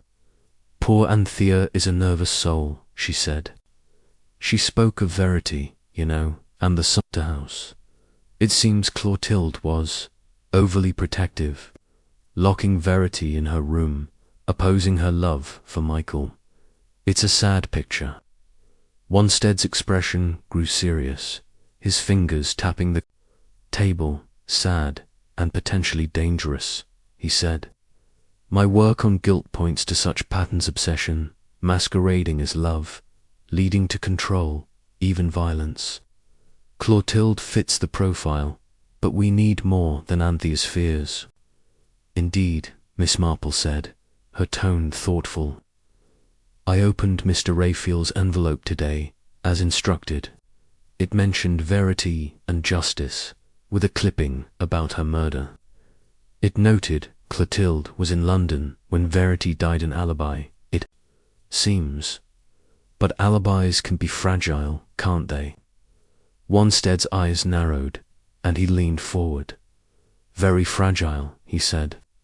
Clotilde's absence was vouched for by her sisters, if I recall the case correctly. Family loyalty can blur the truth. If she was at the old hall that night, it changes everything. Miss Marple nodded, her mind cataloguing his words. And the summer house, she added. Those scratches on the door, they trouble me. They suggest a struggle, perhaps Verity fighting for her life. If we could learn more about Clotilde's movements. Wanstead's gaze sharpened. You're building a case, Miss Marple, he said. Mr. Raphael chose well. I'll dig into my notes. There may be details from the trial I can share. But tread carefully. If Clotilde is guilty, she's formidable. Their conversation was interrupted by the arrival of Miss Cook, who took a seat nearby, her sharp eyes taking in their exchange. Miss Marple, sensing an opportunity, turned to her with a smile. Miss Cook, how nice to see you, she said. Have you been sketching the cathedral? You have such a talent for capturing details. Miss Cook's lips curved, but her smile was guarded. Thank you, Miss Marple, she said. I've been exploring, but I find people more interesting than buildings. You and the professor seem deep in discussion. Oh, just chatting. About the tour, Miss Marple said, her tone light. And poor Verity Hunt. Her story seems to linger, doesn't it? Especially with the sisters and Michael. Such a tragedy. Miss Cook's hand tightened on her fork, but her voice remained steady. It does linger, she said. Verity's death was a shock to everyone in Jocelyn St. Mary. Clotilde was devastated, they say, but she's a strong woman. She had to be, raising Verity alone. Alone? Miss Marple asked, her voice gentle. I thought all three sisters cared for her. Miss Cook hesitated, then nodded. They did, but Clotilde was the one Verity turned to, like a mother, almost. Too much, some thought, Verity's choice of Michael Raphael. It didn't sit well with her. Miss Marple's eyes met Miss Cook's, and she sensed a deliberate choice of words. Love can be a trial, she said, especially when it conflicts with duty. Do you think Clotilde's devotion ever overwhelmed Verity? Miss Cook's gaze flickered, but she shrugged. Who can say? People do strange things for love. But Clotilde was in London when it happened, wasn't she? That's what the papers said. So they did, Miss Marple said, her tone thoughtful, though papers don't always see the whole picture. You're very observant, Miss Cook. Have you noticed anything about the sisters that strikes you? Miss Cook's smile faded, and she leaned back. I notice what's in front of me, she said, but I don't speculate. You seem to have a knack for it, Miss Marple. Be careful, it's a small group, and eyes are everywhere. She rose, excusing herself, and left the table, her steps brisk. Miss Marple sipped her tea, her mind churning. Miss Cook's wariness, like Wanstead's caution, suggested a deeper role perhaps, as Mr. Raphael's agent, watching her progress. The mention of Clotilde's alibi, echoed by both, felt like a challenge to unravel its truth. She resolved to question Lavinia next, for her guilt seemed the weakest link in the sisters' armor. That afternoon, the group visited Wells Cathedral, its vaulted arches and stained glass a marvel of medieval craft. Miss Marple, her umbrella tapping the stone floor, found Lavinia Bradbury near the Lady Chapel, admiring a carved screen.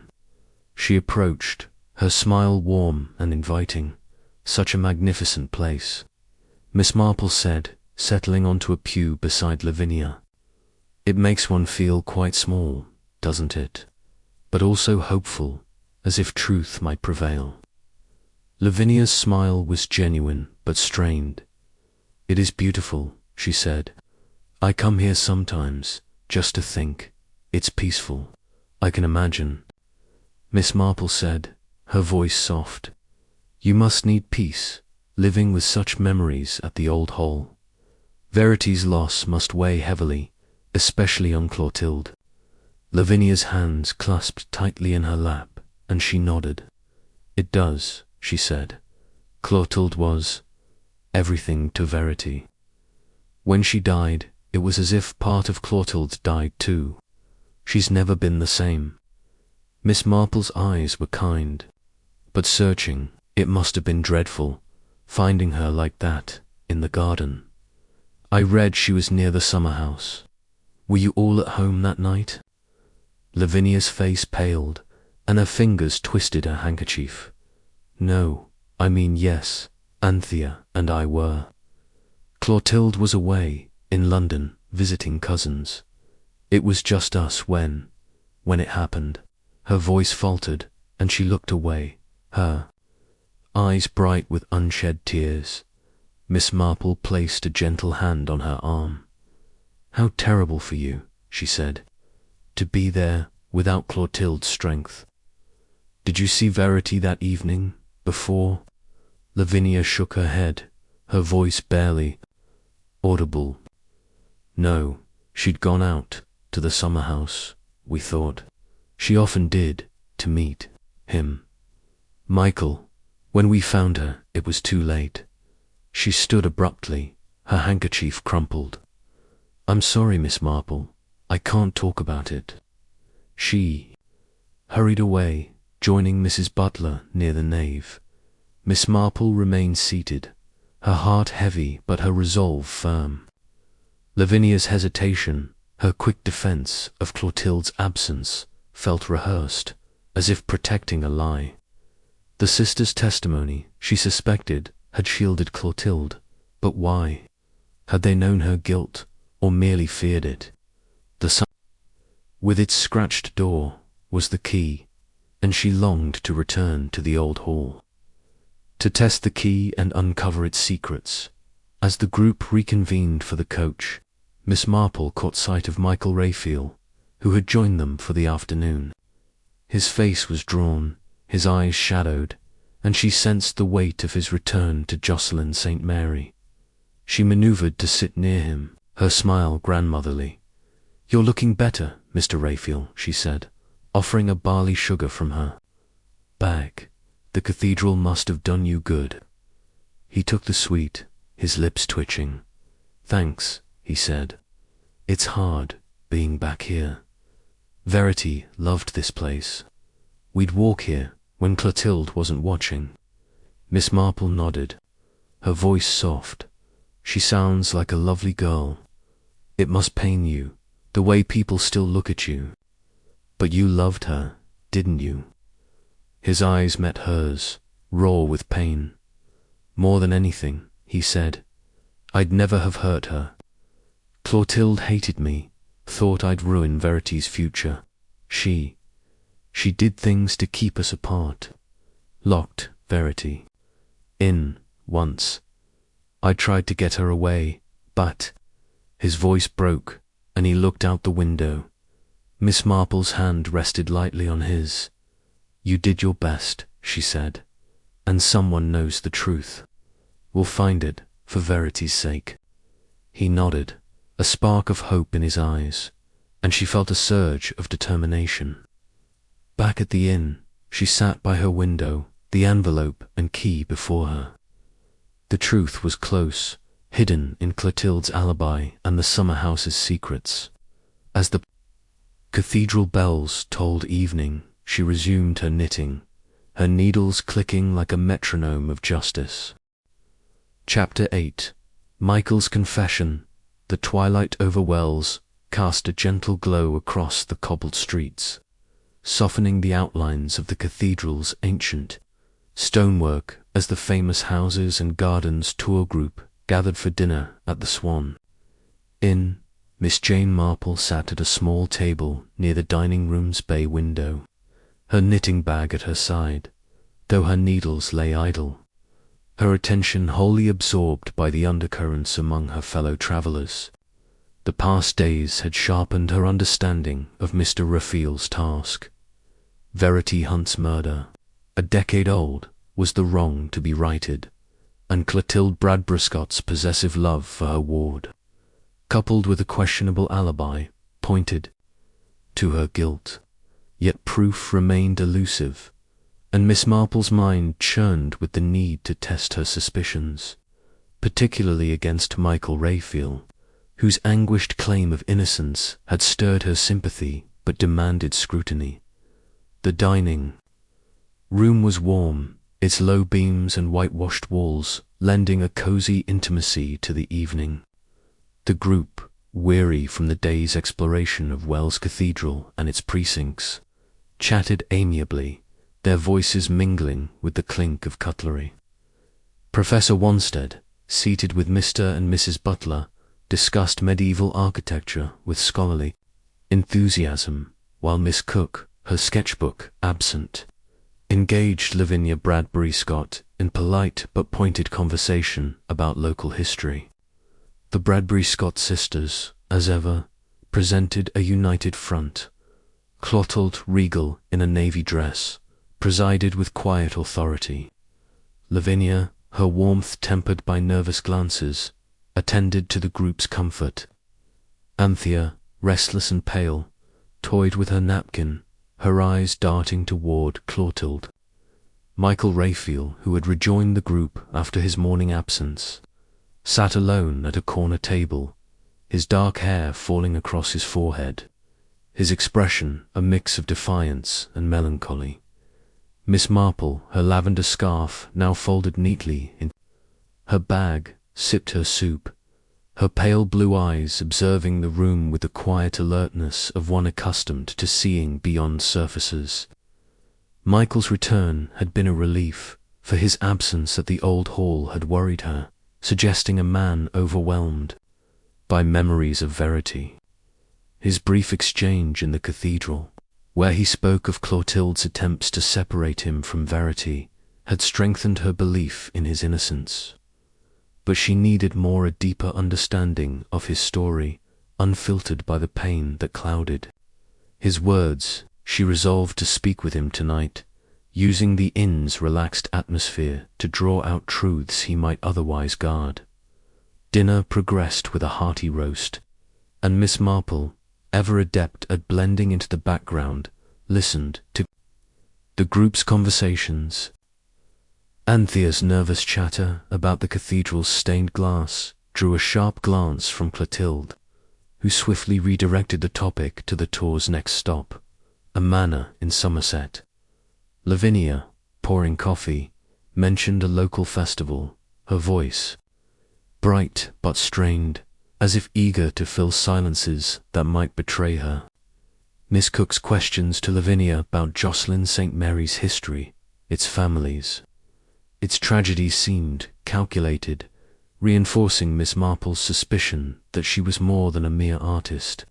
Professor Wanstead, catching her eye across the room, gave a slight nod, as if acknowledging their shared purpose, but he remained engrossed with the butlers, his role as observer intact. As dessert was served a plum tart with custard, Miss Marple saw her chance.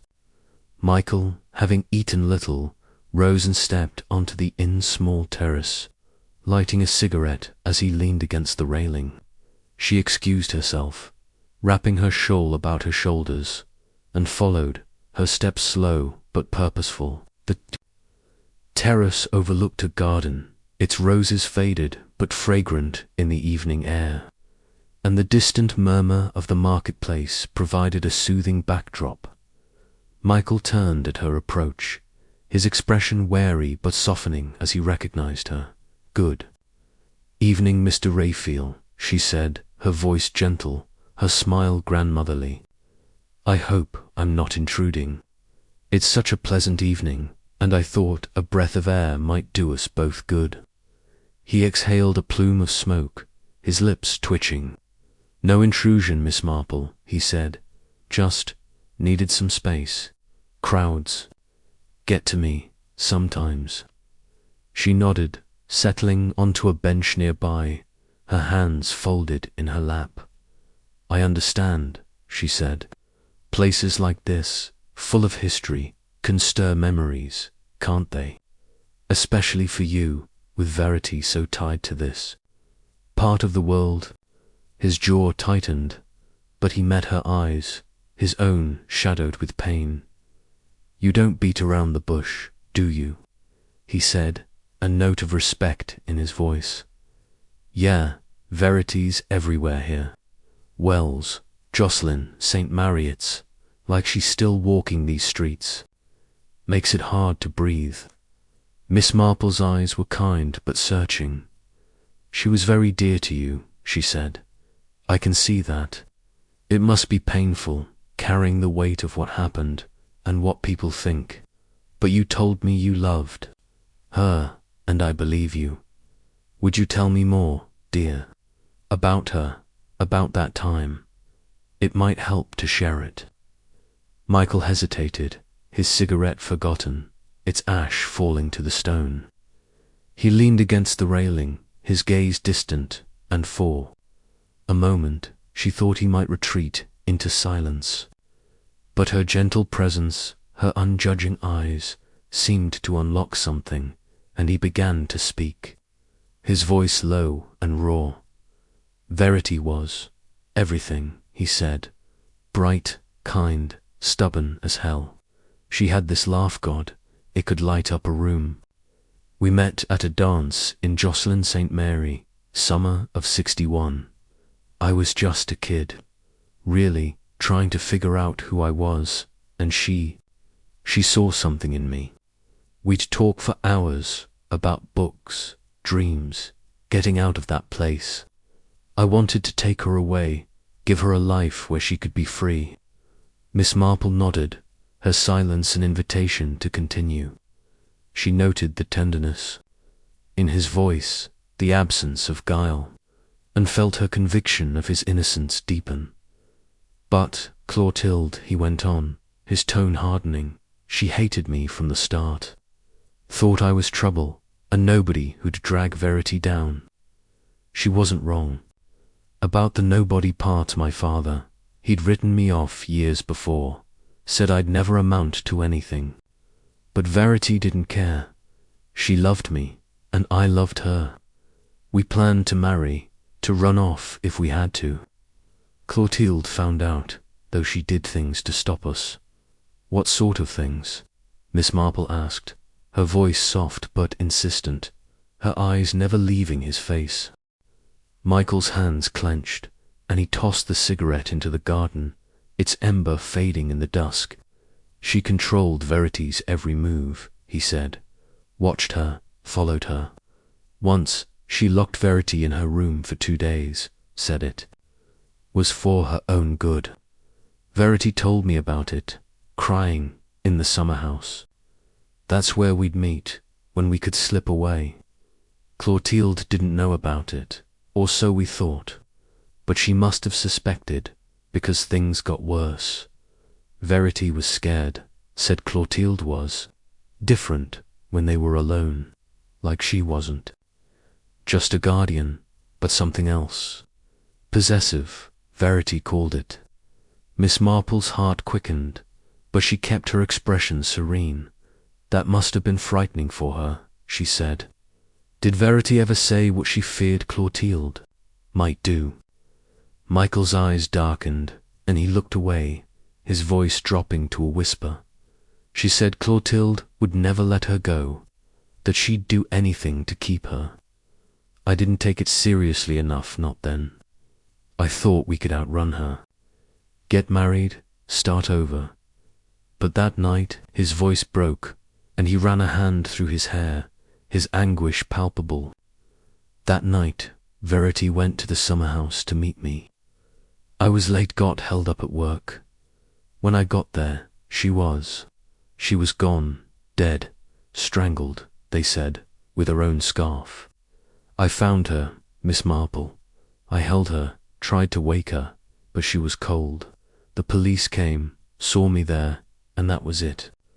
They didn't care about my stories, said I'd fought with her, killed her in a rage. But I didn't, I swear it. Miss Marple's hand reached out, resting lightly on his arm, her touch a steady anchor. I believe you, dear, she said, her voice firm yet gentle. You loved her, and love doesn't destroy like that. But someone did. Tell me, Michael, did you ever suspect Clotilde? Her being in London that night, did it seem convenient to you? He looked at her, startled, as if the thought had long simmered but never been voiced. I did, he admitted. I told the police, but they didn't listen. Clotilde had her sister's word she was away, and they believed it. Lavinia and Anthea do anything for her. But I saw Clotilde's face at the trial, when I was let go. Not relief, not grief, anger, like I'd taken something from her, even then. Miss Marple nodded, her mind cataloguing his words. Clotilde's alibi, vouched for by her sisters, was the cornerstone of her innocence. But Michael's account, coupled with Anthea's fear and Lavinia's guilt, suggested a lie carefully constructed. The summer house, with its scratched door, loomed as the likely scene of the crime, and she longed to return to the old hall, to test the key and uncover its secrets. Michael's confession, raw and unguarded, was a vital piece, but she needed more a crack in Clotilde's facade, a slip from Lavinia or Anthea, to confirm her suspicions. You've been very brave, telling me this, she said, her eyes warm with compassion. Verity would be proud of you, holding on to her memory. We'll find the truth, Michael, for her sake and yours. But you must be careful, someone on this tour doesn't want it found. He nodded, a spark of resolve in his eyes, and she felt a surge of hope. As they returned to the dining room, she caught Miss Cook's gaze from across the room, her sharp eyes lingering a moment too long. Miss Marple smiled blandly, but her mind raced. Miss Cook's watchfulness, like Wanstead's caution, suggested a role beyond that of a tourist, perhaps, as Mr. Raphael's agent, monitoring her progress. She resolved to probe further, but discreetly, for the truth was close, and danger closer. Back at her table, she resumed her soup, now cold, and listened as the group discussed the next day's itinerary. Clotilde, her voice calm but commanding, suggested a detour to a nearby abbey, her sisters nodding in agreement. Miss Marple noted Anthea's pallor, her hands trembling as she sipped her coffee, and Lavinia's forced cheer, her eyes avoiding Michael's corner. Professor Wanstead, catching her eye, raised an eyebrow as if sensing her progress, and she gave a slight nod, a silent promise to share her findings after dinner. Miss Marple retired to her room, her heart heavy but her resolve firm. She sat at the writing desk, the opened envelope and key before her, and reviewed her notes mental, for she trusted her memory over paper. Michael's story aligned with Anthea's, Clotilde's possessive control, Verity's fear, the summer house, as a place of secrets. The alibi, she decided, was the key. Lavinia and Anthea's testimony must be tested. Their loyalty to Clotilde weighed against their guilt. She recalled the newspaper clipping, its mention of the scarf, and wondered if it had belonged to Clotilde, a detail overlooked in the trial's haste to pin blame on Michael. The cathedral bells tolled 9, their resonance a reminder of time's passage. Miss Marple rose, drawing the curtains against the night, and resumed her knitting, the lavender scarf growing under her deft fingers.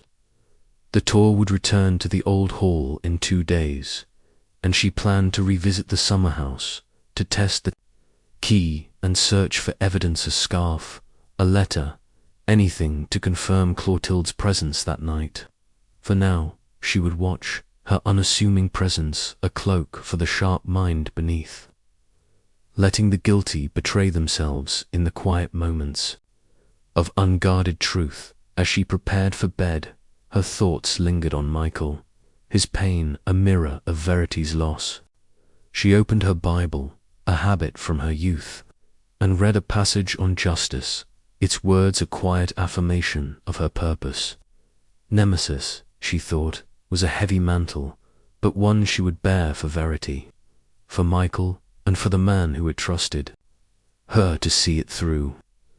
The key, tucked safely in her handbag, seemed to gleam with promise, and she closed her eyes, her mind already tracing the path to truth.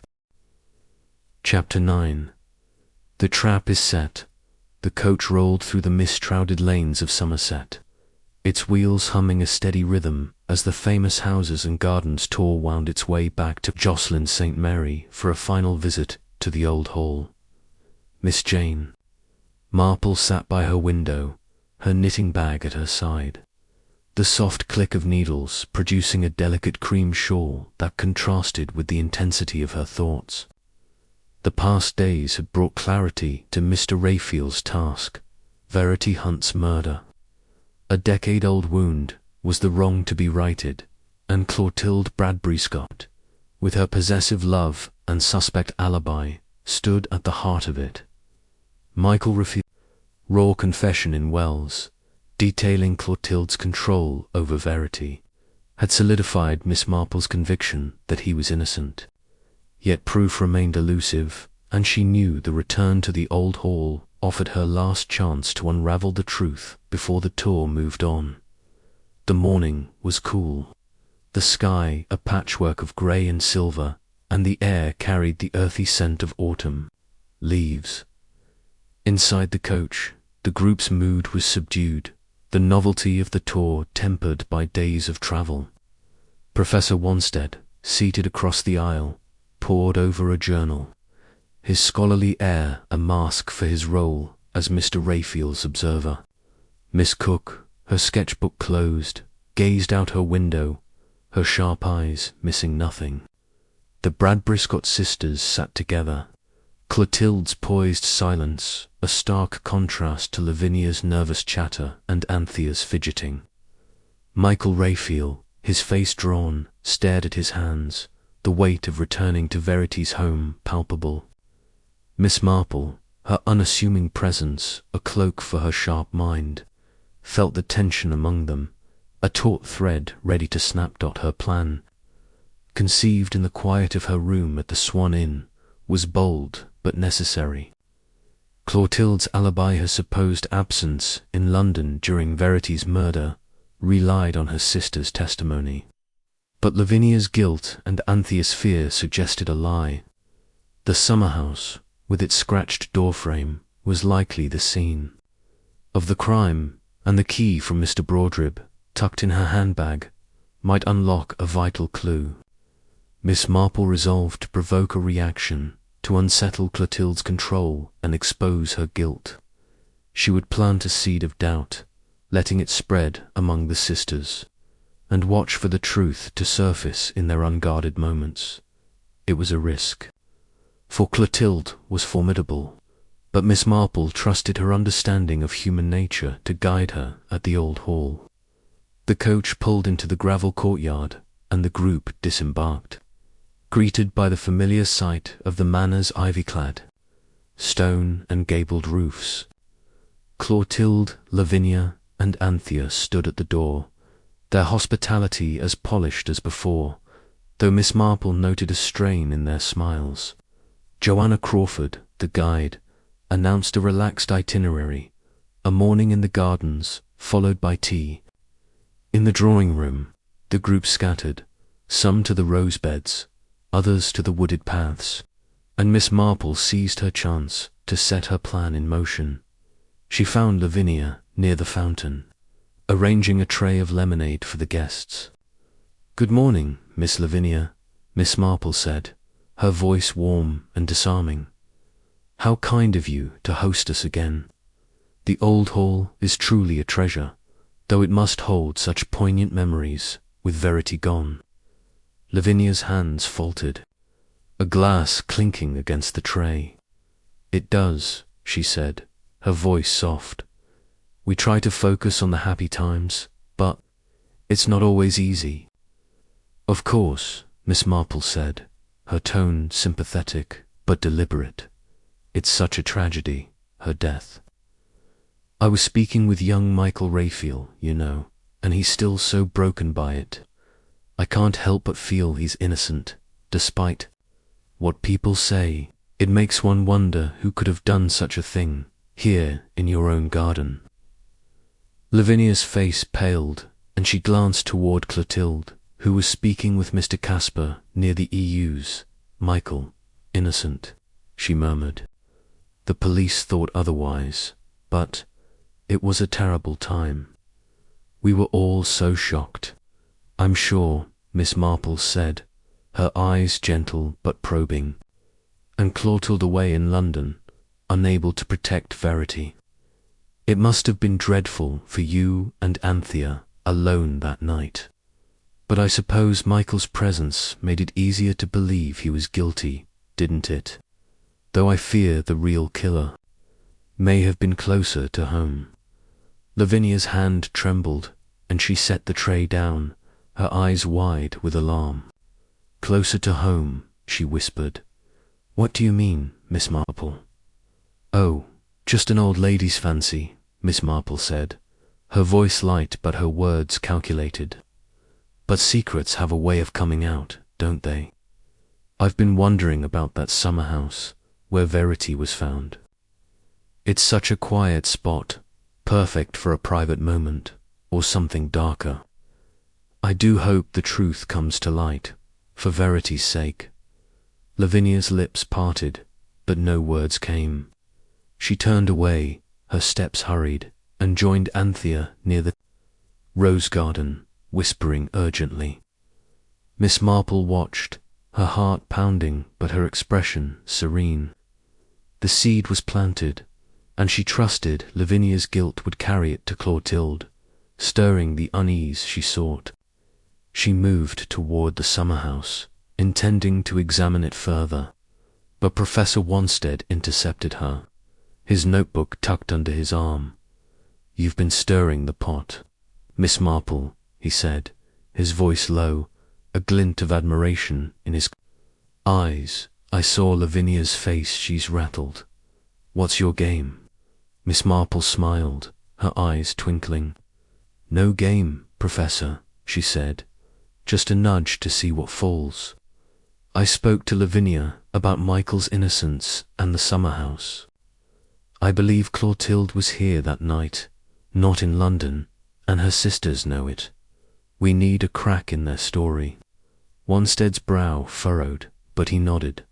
"Bold," he said. "My notes from the trial mention the alibi Lavinia, and Anthea swore Clotilde was away, and no one questioned it. But if you're right, they're protecting her. Be careful, Miss Marple. Clotilde's not one to be cornered lightly." "I'm always careful," she said, her tone mild. "But justice requires a little risk. Will you keep watch, Professor? I may need your eyes tonight." He agreed, and they parted, Miss Marple continuing toward the summer house. The structure stood as she remembered, its weathered wood and latticed windows half hidden by use. She examined the door again, the scratches clearer in the daylight, their pattern suggesting a desperate struggle. The lock, heavy and new, taunted her, and she longed to test the key, but the group's proximity made it impossible. Instead, she filed the image away, her mind turning to her next move. Tea was served in the drawing room, the portrait of Verity Hunt gazing down with its wistful smile. Miss Marple, seated near a window, observed the sisters. Clotilde's composure was impeccable, but her eyes lingered on Lavinia, who avoided her gaze, her hands twisting a napkin.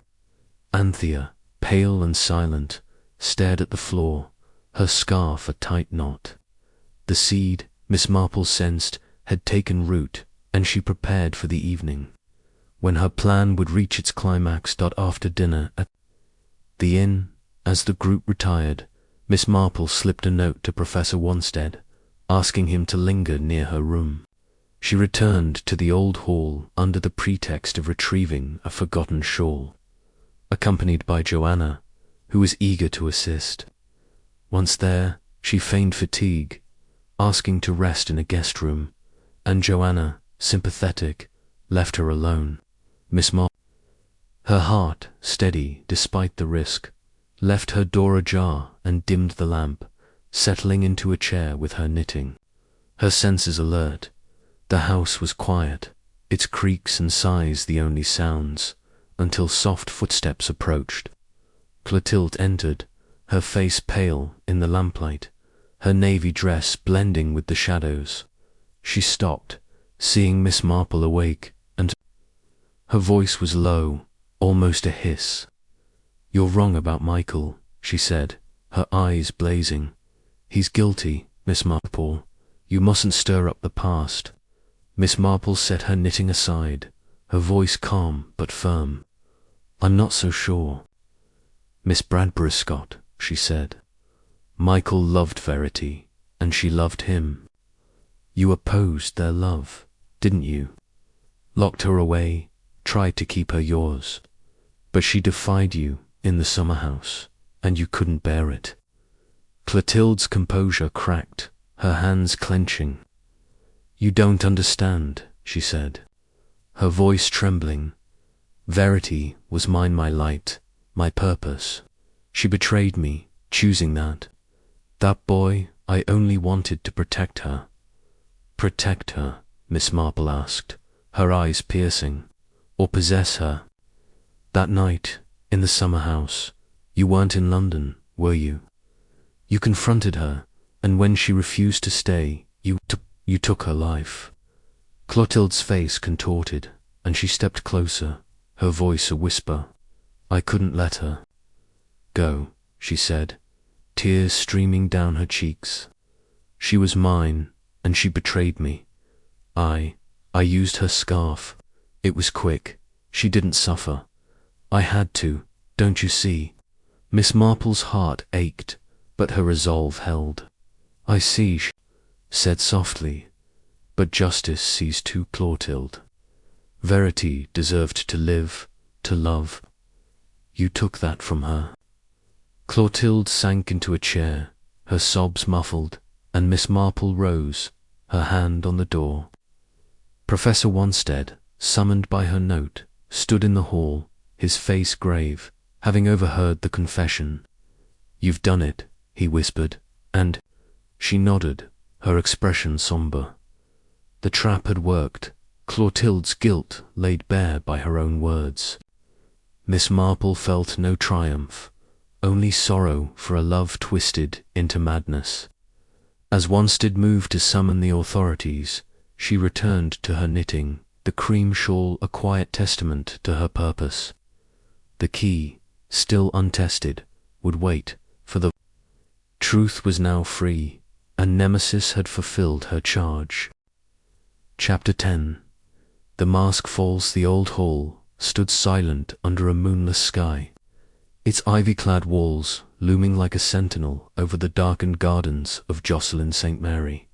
Inside, the air was thick with the weight of revelation. The drawing rooms, lamplight casting long shadows across the polished oak floor. Miss Jane Marple sat in a her-backed chair, her knitting bag at her feet. the cream shawl she had been working on folded neatly in her lap. Her frail frame belied the steel in her pale blue eyes, which now rested on Clotilde Bradbury Scott, who sat crumpled in a chair across the room, her face buried in her hands, her sobs a muted counterpoint to the ticking of the mantel clock. The confession, wrung from Clotilde in the guest room moments before, hung heavy. Verity Hunt's murder, a crime of obsessive love, laid bare by Miss Marple's carefully set trap. Professor Eustace Wanstead stood near the door, his scholarly stoop replaced by a tense alertness, his notebook forgotten as he processed Clotilde's words, overheard from the hall. The famous Houses and Gardens tour, orchestrated by the late Jason Raphael, had reached its climax, and Miss Marple, his chosen nemesis, had fulfilled her charge. Yet the moment was bittersweet, for the truth, though necessary, brought no joy. The sombre clarity of justice served.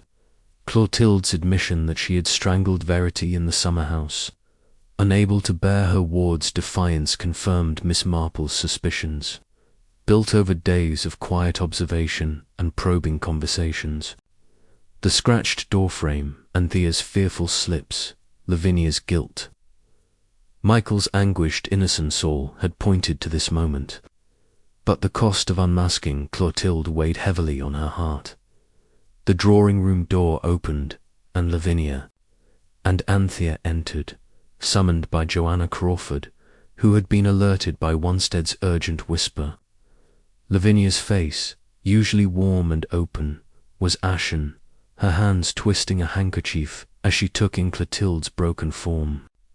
Anthea, her scarf a tangled knot, stood frozen, her eyes wide with a mix of dread and recognition, as if a long-buried truth had finally surfaced.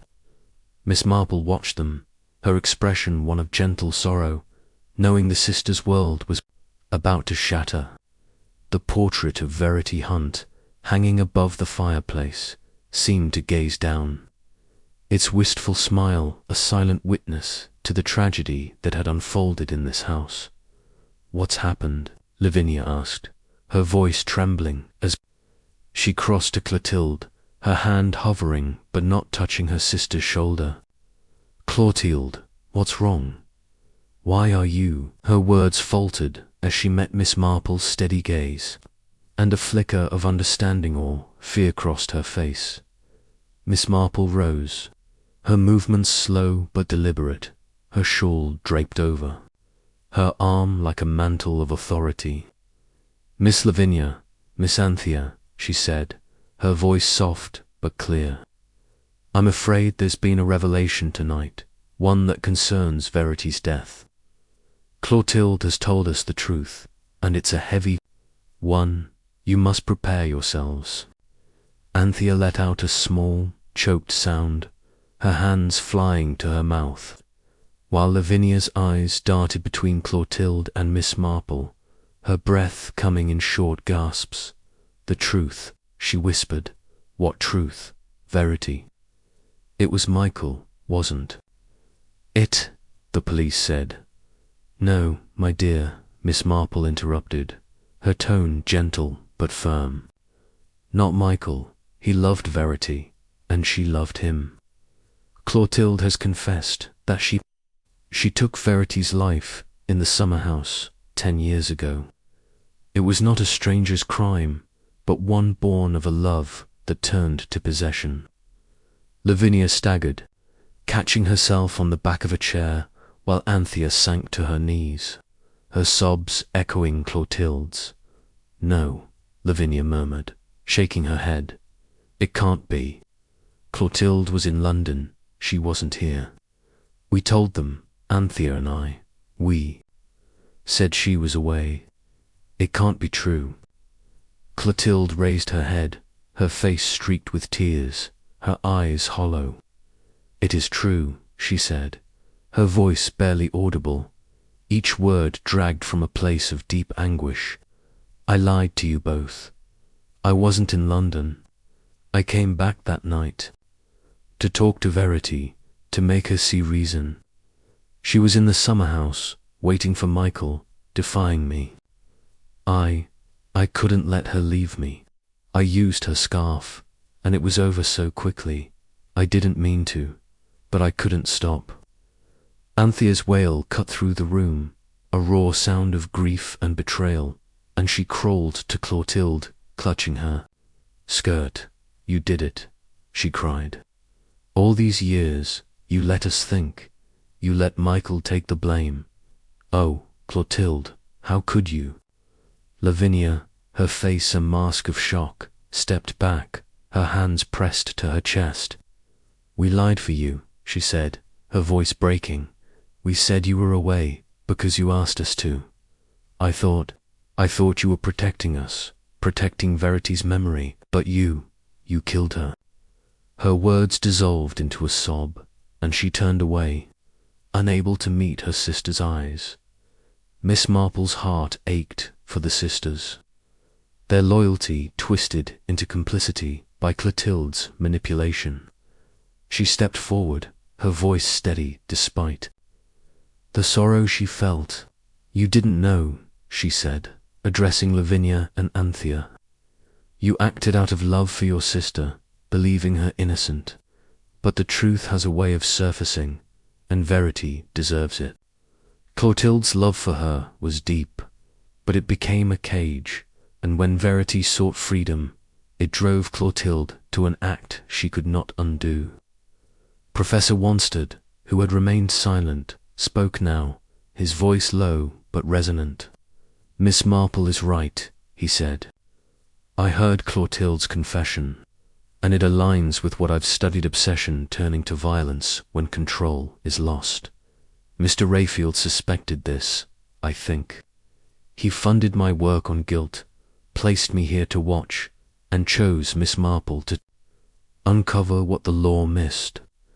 Lavinia turned to him, her eyes blazing through her tears. "Mr. Rayfield," she said, "this was his doing. He sent you all to destroy us." "Not to destroy," Miss Marple said gently, "to heal a wound left open. Mr. Rayfield believed Michael innocent, and he wanted justice for Verity. He called me Nemesis, a bringer of retribution, but I seek only the truth, for all your sakes." The door opened again, and Miss Elizabeth Cook entered, her tweed coat damp from the night air, her sharp eyes taking in the scene with a calm that belied the tension. Miss Marple, unsurprised, met her gaze, sensing the final piece of Mr. Rayfield's puzzle falling into place. "Miss Cook," she said, her voice even, "I suspected you had a role in this. Will you tell us now?" Miss Cook nodded, her expression one of quiet resolve. "I was hired by Mr. Rayfield," she said, her voice clear. "Not as a governess, but as his agent, to ensure Miss Marple's safety and to watch the group. He knew the truth would be dangerous, and he wanted someone to protect you, Miss Marple, should Clotilde turn violent. I've been reporting to Mr. Broadrib, keeping him informed of your progress." Clotilde looked up, her eyes dull with defeat. "So it was all planned," she murmured. "Jason Rayfield, even from the grave, pulling strings. He never forgave me for Verity, did he?" "He forgave no one who wronged the innocent," Miss Marple said softly, "but he trusted me to see justice done, not vengeance." Wanstead stepped forward, his voice practical. "We must call the police," he said. "Clotilde's confession is clear, and there are witnesses, myself, Miss Marple, and now Miss Cook. It's the only course." Clotilde rose, her movements slow, as if the weight of her guilt anchored her to the earth. "Do it," she said, her voice hollow. "I've carried this for 10 years, hiding behind lies, letting Michael suffer. I'm tired, so tired, let it end." Lavinia, her face crumpling, reached for Clotilde, but Anthea pulled her back, her own tears flowing freely. "No, Lavinia," she said, her voice firm despite her grief. She did this. We can't protect her anymore. Verity deserved better. Miss Marple watched the sisters, her heart heavy with their pain. She turned to Wanstead, her voice quiet but resolute. Please, Professor, make the call. And perhaps Joanna can stay with the sisters until the authorities arrive. They'll need kindness now.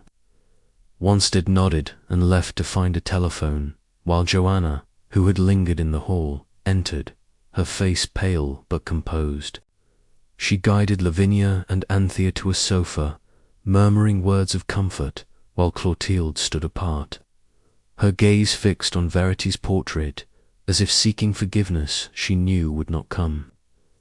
Miss Cook remained by the door, her presence a silent reassurance, and Miss Marple sat again, her hands folded over her shawl, her mind tracing the path that had led to this moment.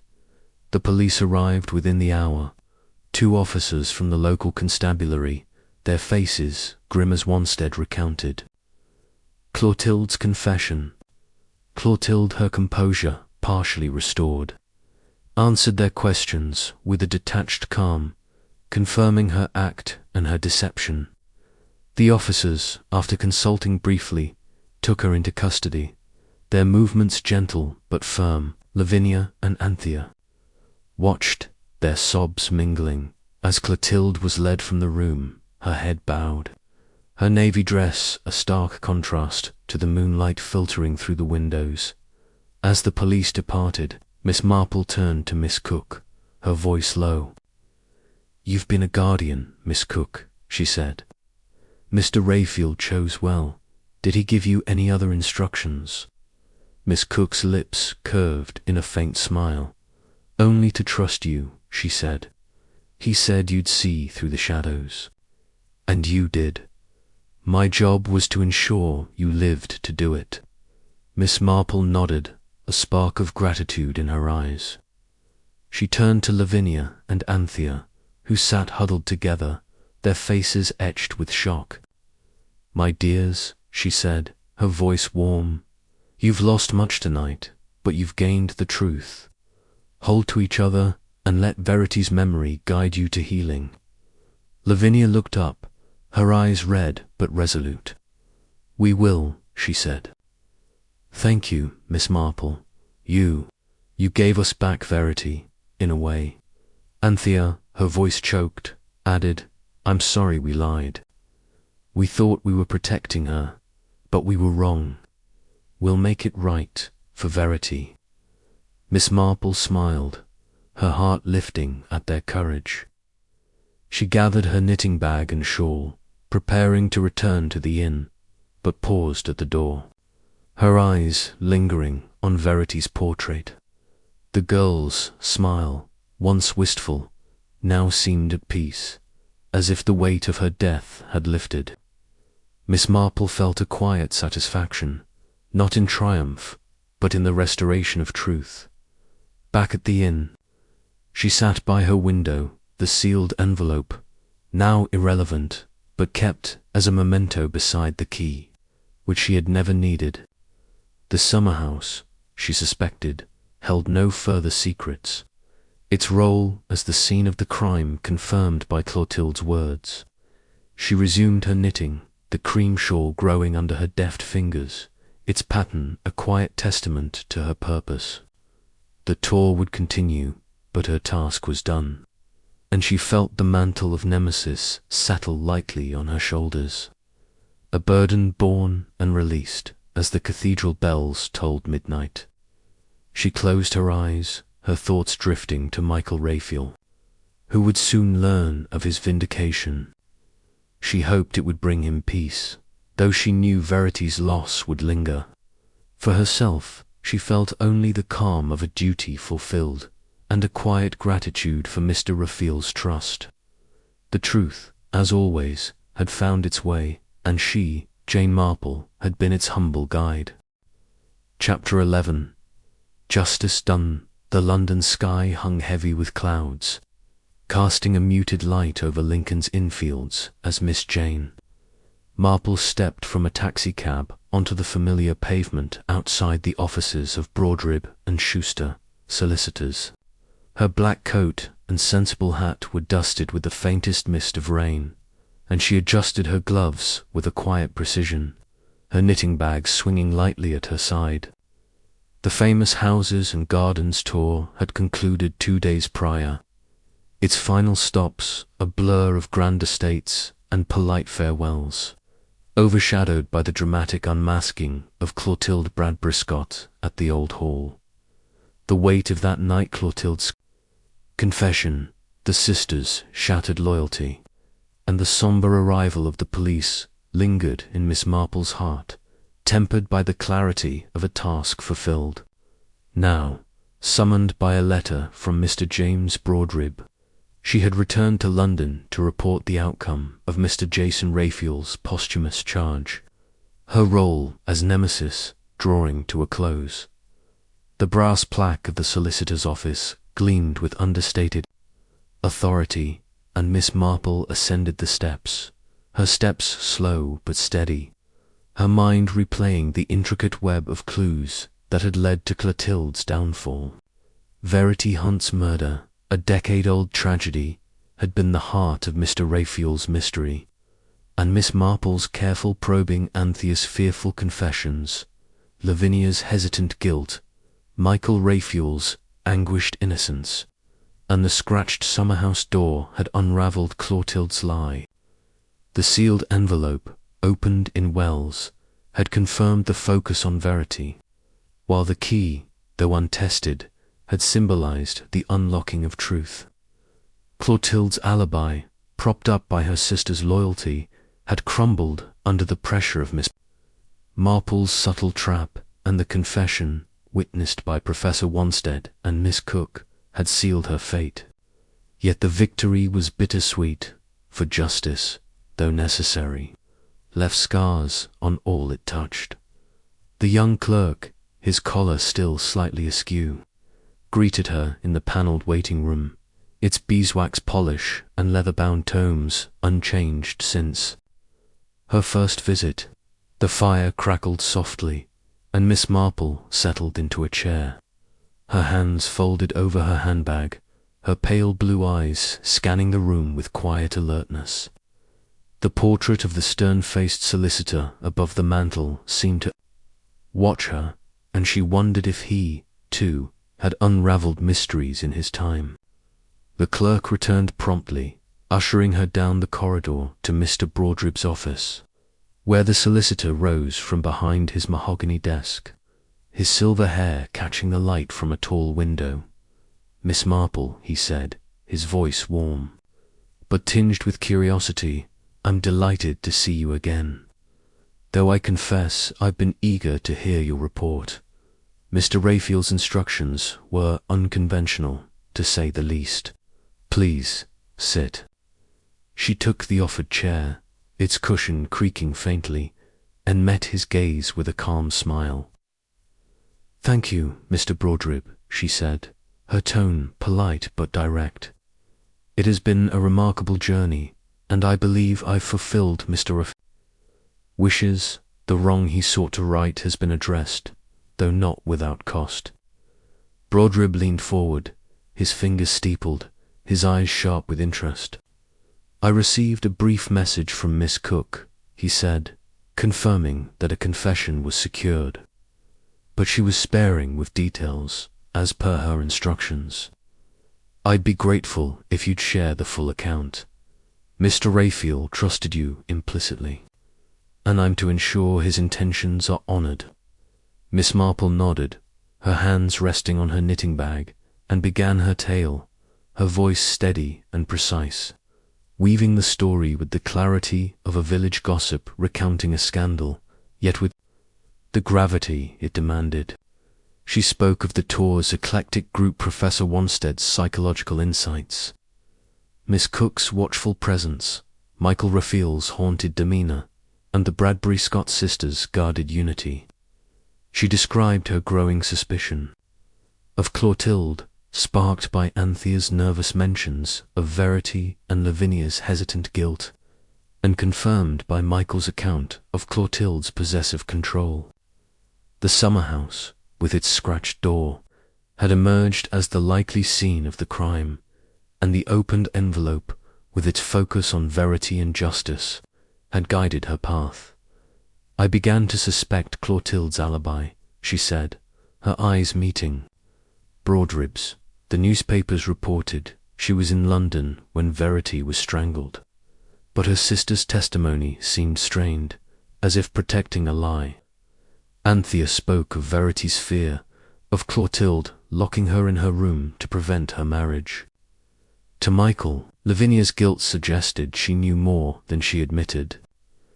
I devised a plan to unsettle them, suggesting to Lavinia that Michael was innocent and the killer closer to home.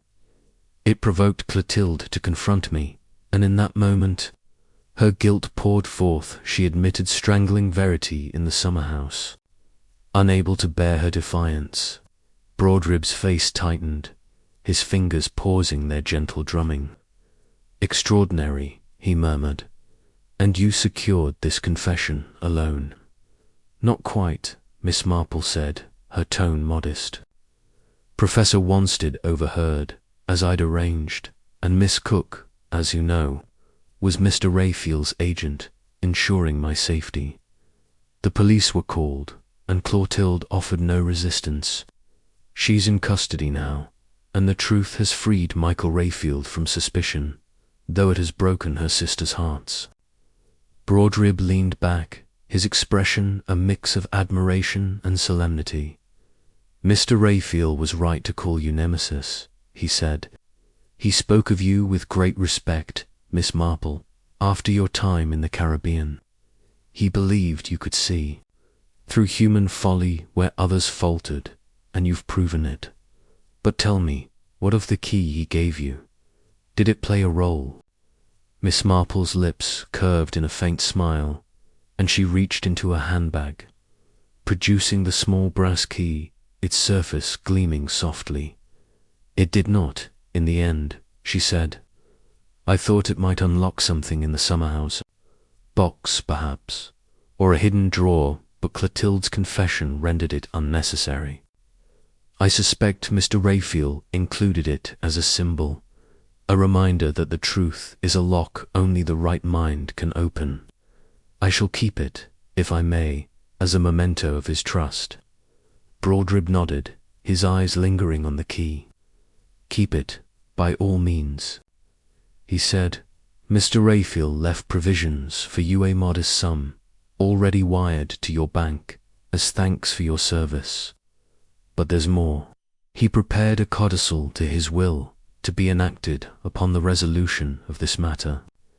It clears Michael Raphael's name formally, acknowledging his innocence, and establishes a small trust in Verity Hunt's memory to support a local charity in Jocelyn St. Mary. He asked that I inform you, as his nemesis, that his faith in you was absolute."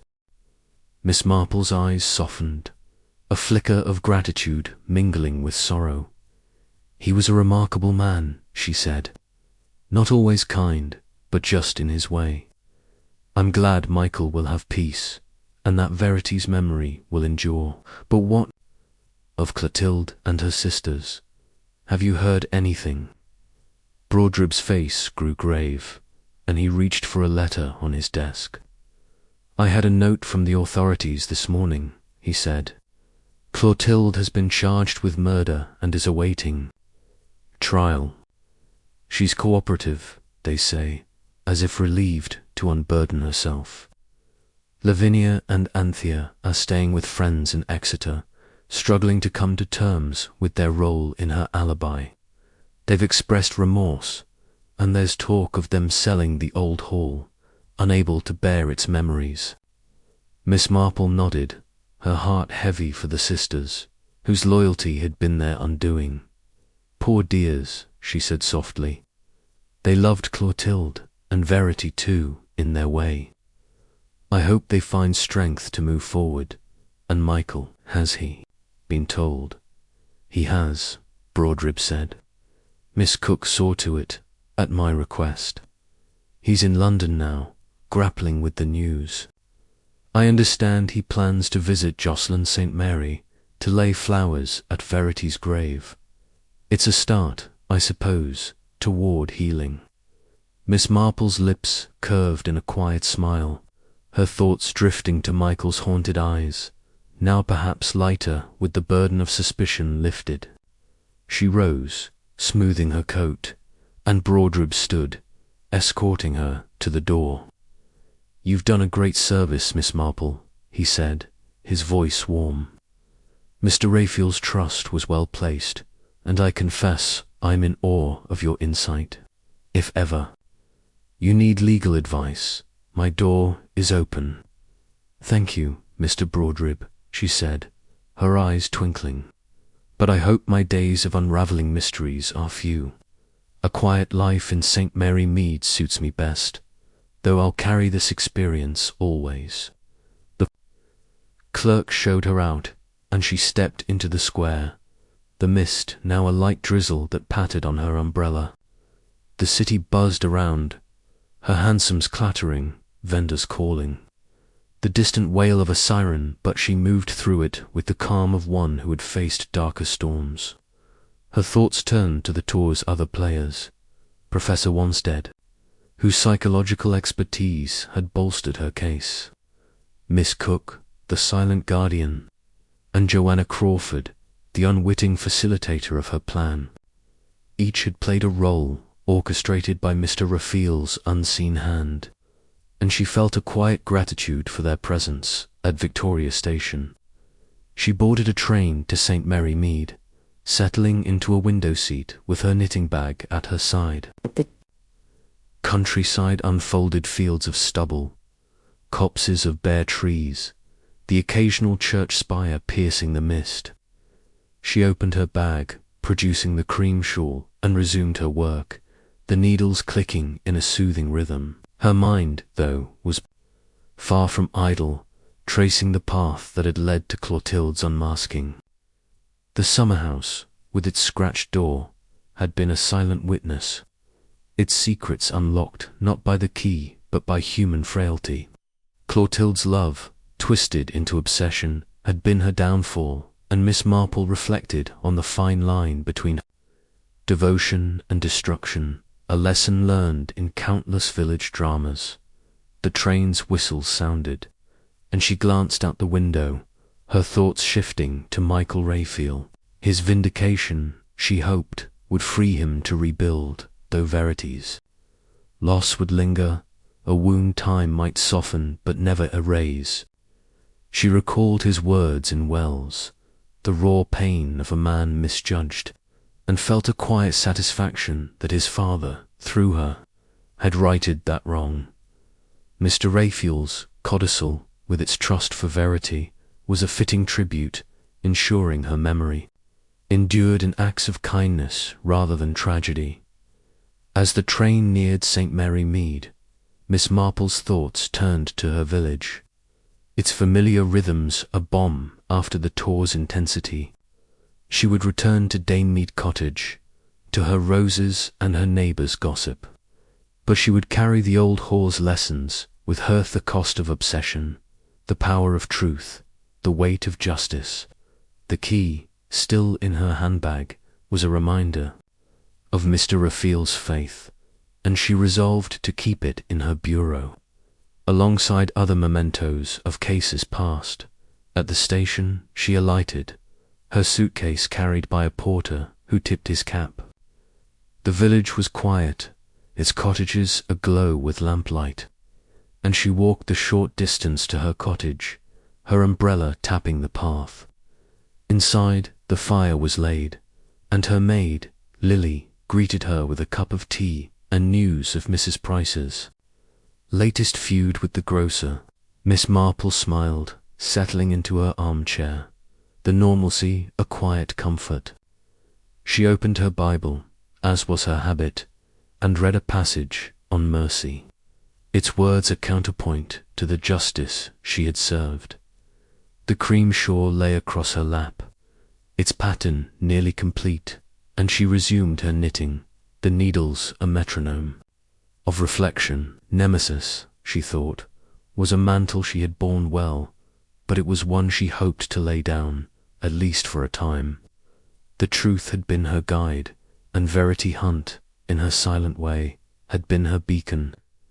As the fire crackled and the village slept, Miss Marple closed her eyes, content in the knowledge that justice, though costly, had been done.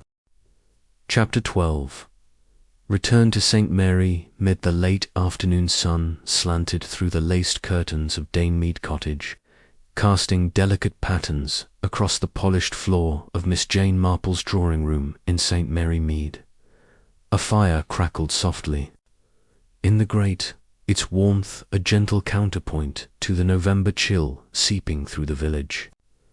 Miss Marple sat in her favourite armchair, a chintz-covered haven by the window, her knitting needles moving with a rhythmic precision, coaxing a soft green scarf into being.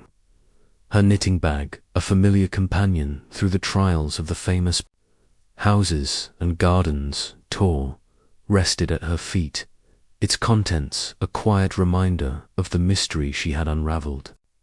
The weight of that task Mr. Jason Raphael's posthumous charge to right a wrong had lifted, but its echoes lingered in her thoughts, mingling with the comforting hum of village life beyond her window. St. Mary Mead was as it ever was, its rhythms unchanged by the drama that had unfolded in Jocelyn St. Mary. The postman cycled past, his whistle faint but cheerful. Mrs. Price, across the lane, argued with her gardener over the pruning of her roses, and young Tommy, the baker's boy, darted through the high street, dodging a scolding from the vicar's wife. These small dramas, so trivial compared to murder, were the warp and weft of Miss Marple's world, and she welcomed their return. A bomb after the intensity of her role as Nemesis. Yet her mind, ever active, traced the contours of the case that had consumed her.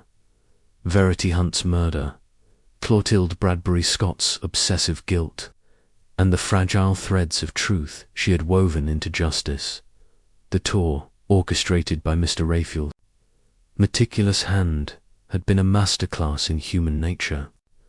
Clotilde's confession, wrung from her in the shadowed guest room of the old hall, had been the culmination of Miss Marple's careful probing and Thea's tearful revelations, Lavinia's hesitant complicity, Michael Raphael's anguished innocence, and the scratched summer-house door, a silent witness to violence. The sealed envelope, with its cryptic call for justice, had guided her, while the key, though unused, had symbolized her task. Professor Wanstead's psychological insights and Miss Cook's protective watchfulness had been vital, their roles as Mr. Raphael's agents revealing the depth of his plan. Now, with Clotilde in custody, Michael vindicated, and the Bradbury Scott sisters grappling with their shattered bond, Miss Marple felt the quiet satisfaction of a duty fulfilled, tempered by sorrow for the lives broken by love's darker currents. She paused, her needles still, and gazed out at her garden, where the last chrysanthemums bowed under the breeze. The memory of Clotilde's face pearl, broken, yet strangely relieved as she confessed, haunted her. Love, Miss Marple reflected, was a force as potent as hate, capable of creation or destruction in equal measure. In St. Mary Mead she had seen it often, the spinster who doted too fiercely on her nephew, the husband whose jealousy simmered beneath. Devotion, the mother who smothered her child with dreams unfulfilled. Clotilde's love for Verity, twisted into possession, was no different, only magnified by tragedy. Miss Marple sighed, resuming her knitting, and resolved to write to Lavinia and Anthea, offering words of comfort, for their pain was as real as Verity's loss. The door opened, and Lily, her maid, entered with a tray of tea, the porcelain pot steaming gently. "Your tea," Miss Lily said, setting the tray on the table. And there's a letter come from London. Shall I fetch it?" "Please, Lily," Miss Marple said, her voice warm. "And perhaps a biscuit or two. I'm feeling a touch indulgent." Today, Lily smiled, returning with a slim envelope and a plate of shortbread. The letter bore Mr. Broadrib's precise handwriting, and Miss Marple opened it with a silver letter opener, her curiosity piqued. It was brief, written in the Solicitors' measured tone, and it brought fresh tidings of the case's aftermath. Clotilde, he wrote, remained in custody, her trial set for the spring. But she had expressed a wish to plead guilty, sparing her sisters further ordeal. Lavinia and Anthea had moved to Exeter permanently, selling the old hall to a family from Devon, their ties to Jocelyn St. Mary Sifford. Michael Raphael, Broadrib noted, had visited Verity's grave, leaving a wreath of white roses, and was considering a move abroad, seeking a fresh start. The trust in Verity's name, established by Mr. Raphael's codicil, had begun its work. Funding a school library in her memory, Miss Marple folded the letter, her lips curving in a quiet smile. The loose ends, so often frayed in life, were tying themselves neatly, a testament to Mr. Raphael's foresight. She sipped her tea, the warmth spreading through her, and thought of Michael. His haunted eyes, perhaps lighter now, free of the shadow that had dogged him.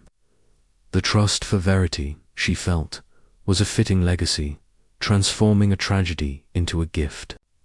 For others, she would write to Broadrib, thanking him for the update, and perhaps inquire after Miss Cook, whose role as guardian had been a silent strength.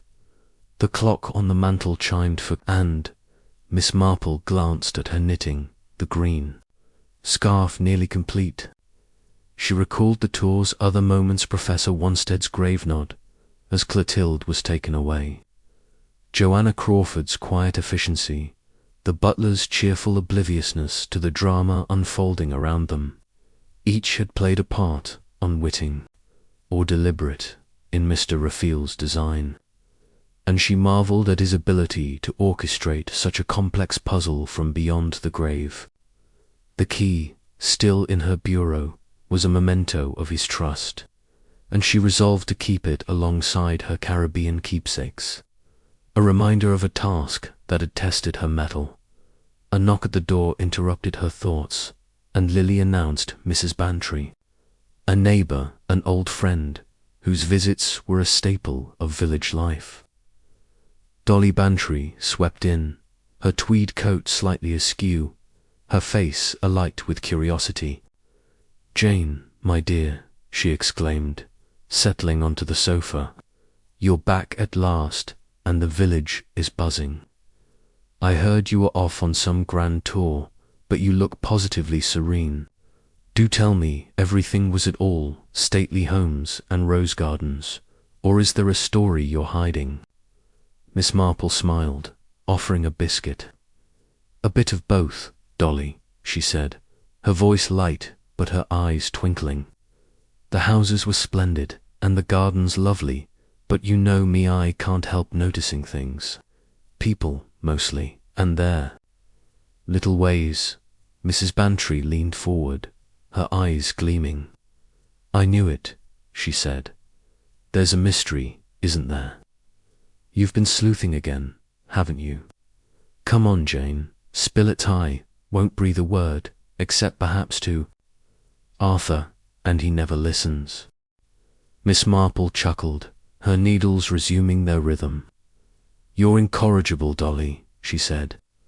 "There was a puzzle, I admit, but it's solved now, and I'd rather not stir it up again. Let's just say I helped an old friend settle a matter, and it's done. Tell me about the village. What's Mrs. Price done to the grocer this time?" Mrs. Bantry, though disappointed, launched into a lively account of local gossip, the grocer's overpriced carrots, the vicar's new sermon, young Tommy's escapade with a stray cat. Miss Marple listened, her smile genuine, but her mind drifted to the old hall, its shadowed rooms, and Verity's portrait. The contrast between Jocelyn St. Mary's tragedy and St. Mary Mead's trivialities was stark, yet she knew the same human frailties, love, jealousy, guilt rang through both, waiting to be uncovered by a keen eye. As Mrs. Bantry prattled on, Miss Marple's thoughts turned to Mr. Raphael, his sharp gaze and dry wit a vivid memory from their Caribbean adventure. He had seen her then as more than a village spinster, a mind capable of piercing the veils of deceit, and his faith had carried her through this final task. The codicil, with its provisions for Michael and Verity, was his last act of justice, and she felt a quiet pride in being its instrument. She wondered, briefly, what he would have thought of Clotilde's confession, the sisters' broken bond, the summer house's mute testimony. Approval, she decided, tinged with his characteristic irony. Mrs. Bantry paused, eyeing the green scarf. "That's coming along nicely, Jane," she said. "For your nephew's wife, is it? You're always knitting for someone." "For Raymond's." "Little Joan, yes," Miss Marple said, her voice warm. "A Christmas gift, I think. Knitting keeps the hands busy and the mind free, you know." "Free to solve murders, you mean," Mrs. Bantry said, winking. "Don't think you've fooled me, Jane Marple. You're a regular Sherlock, only with needles instead of a pipe." Miss Marple laughed, a soft sound that filled the room, and offered more tea.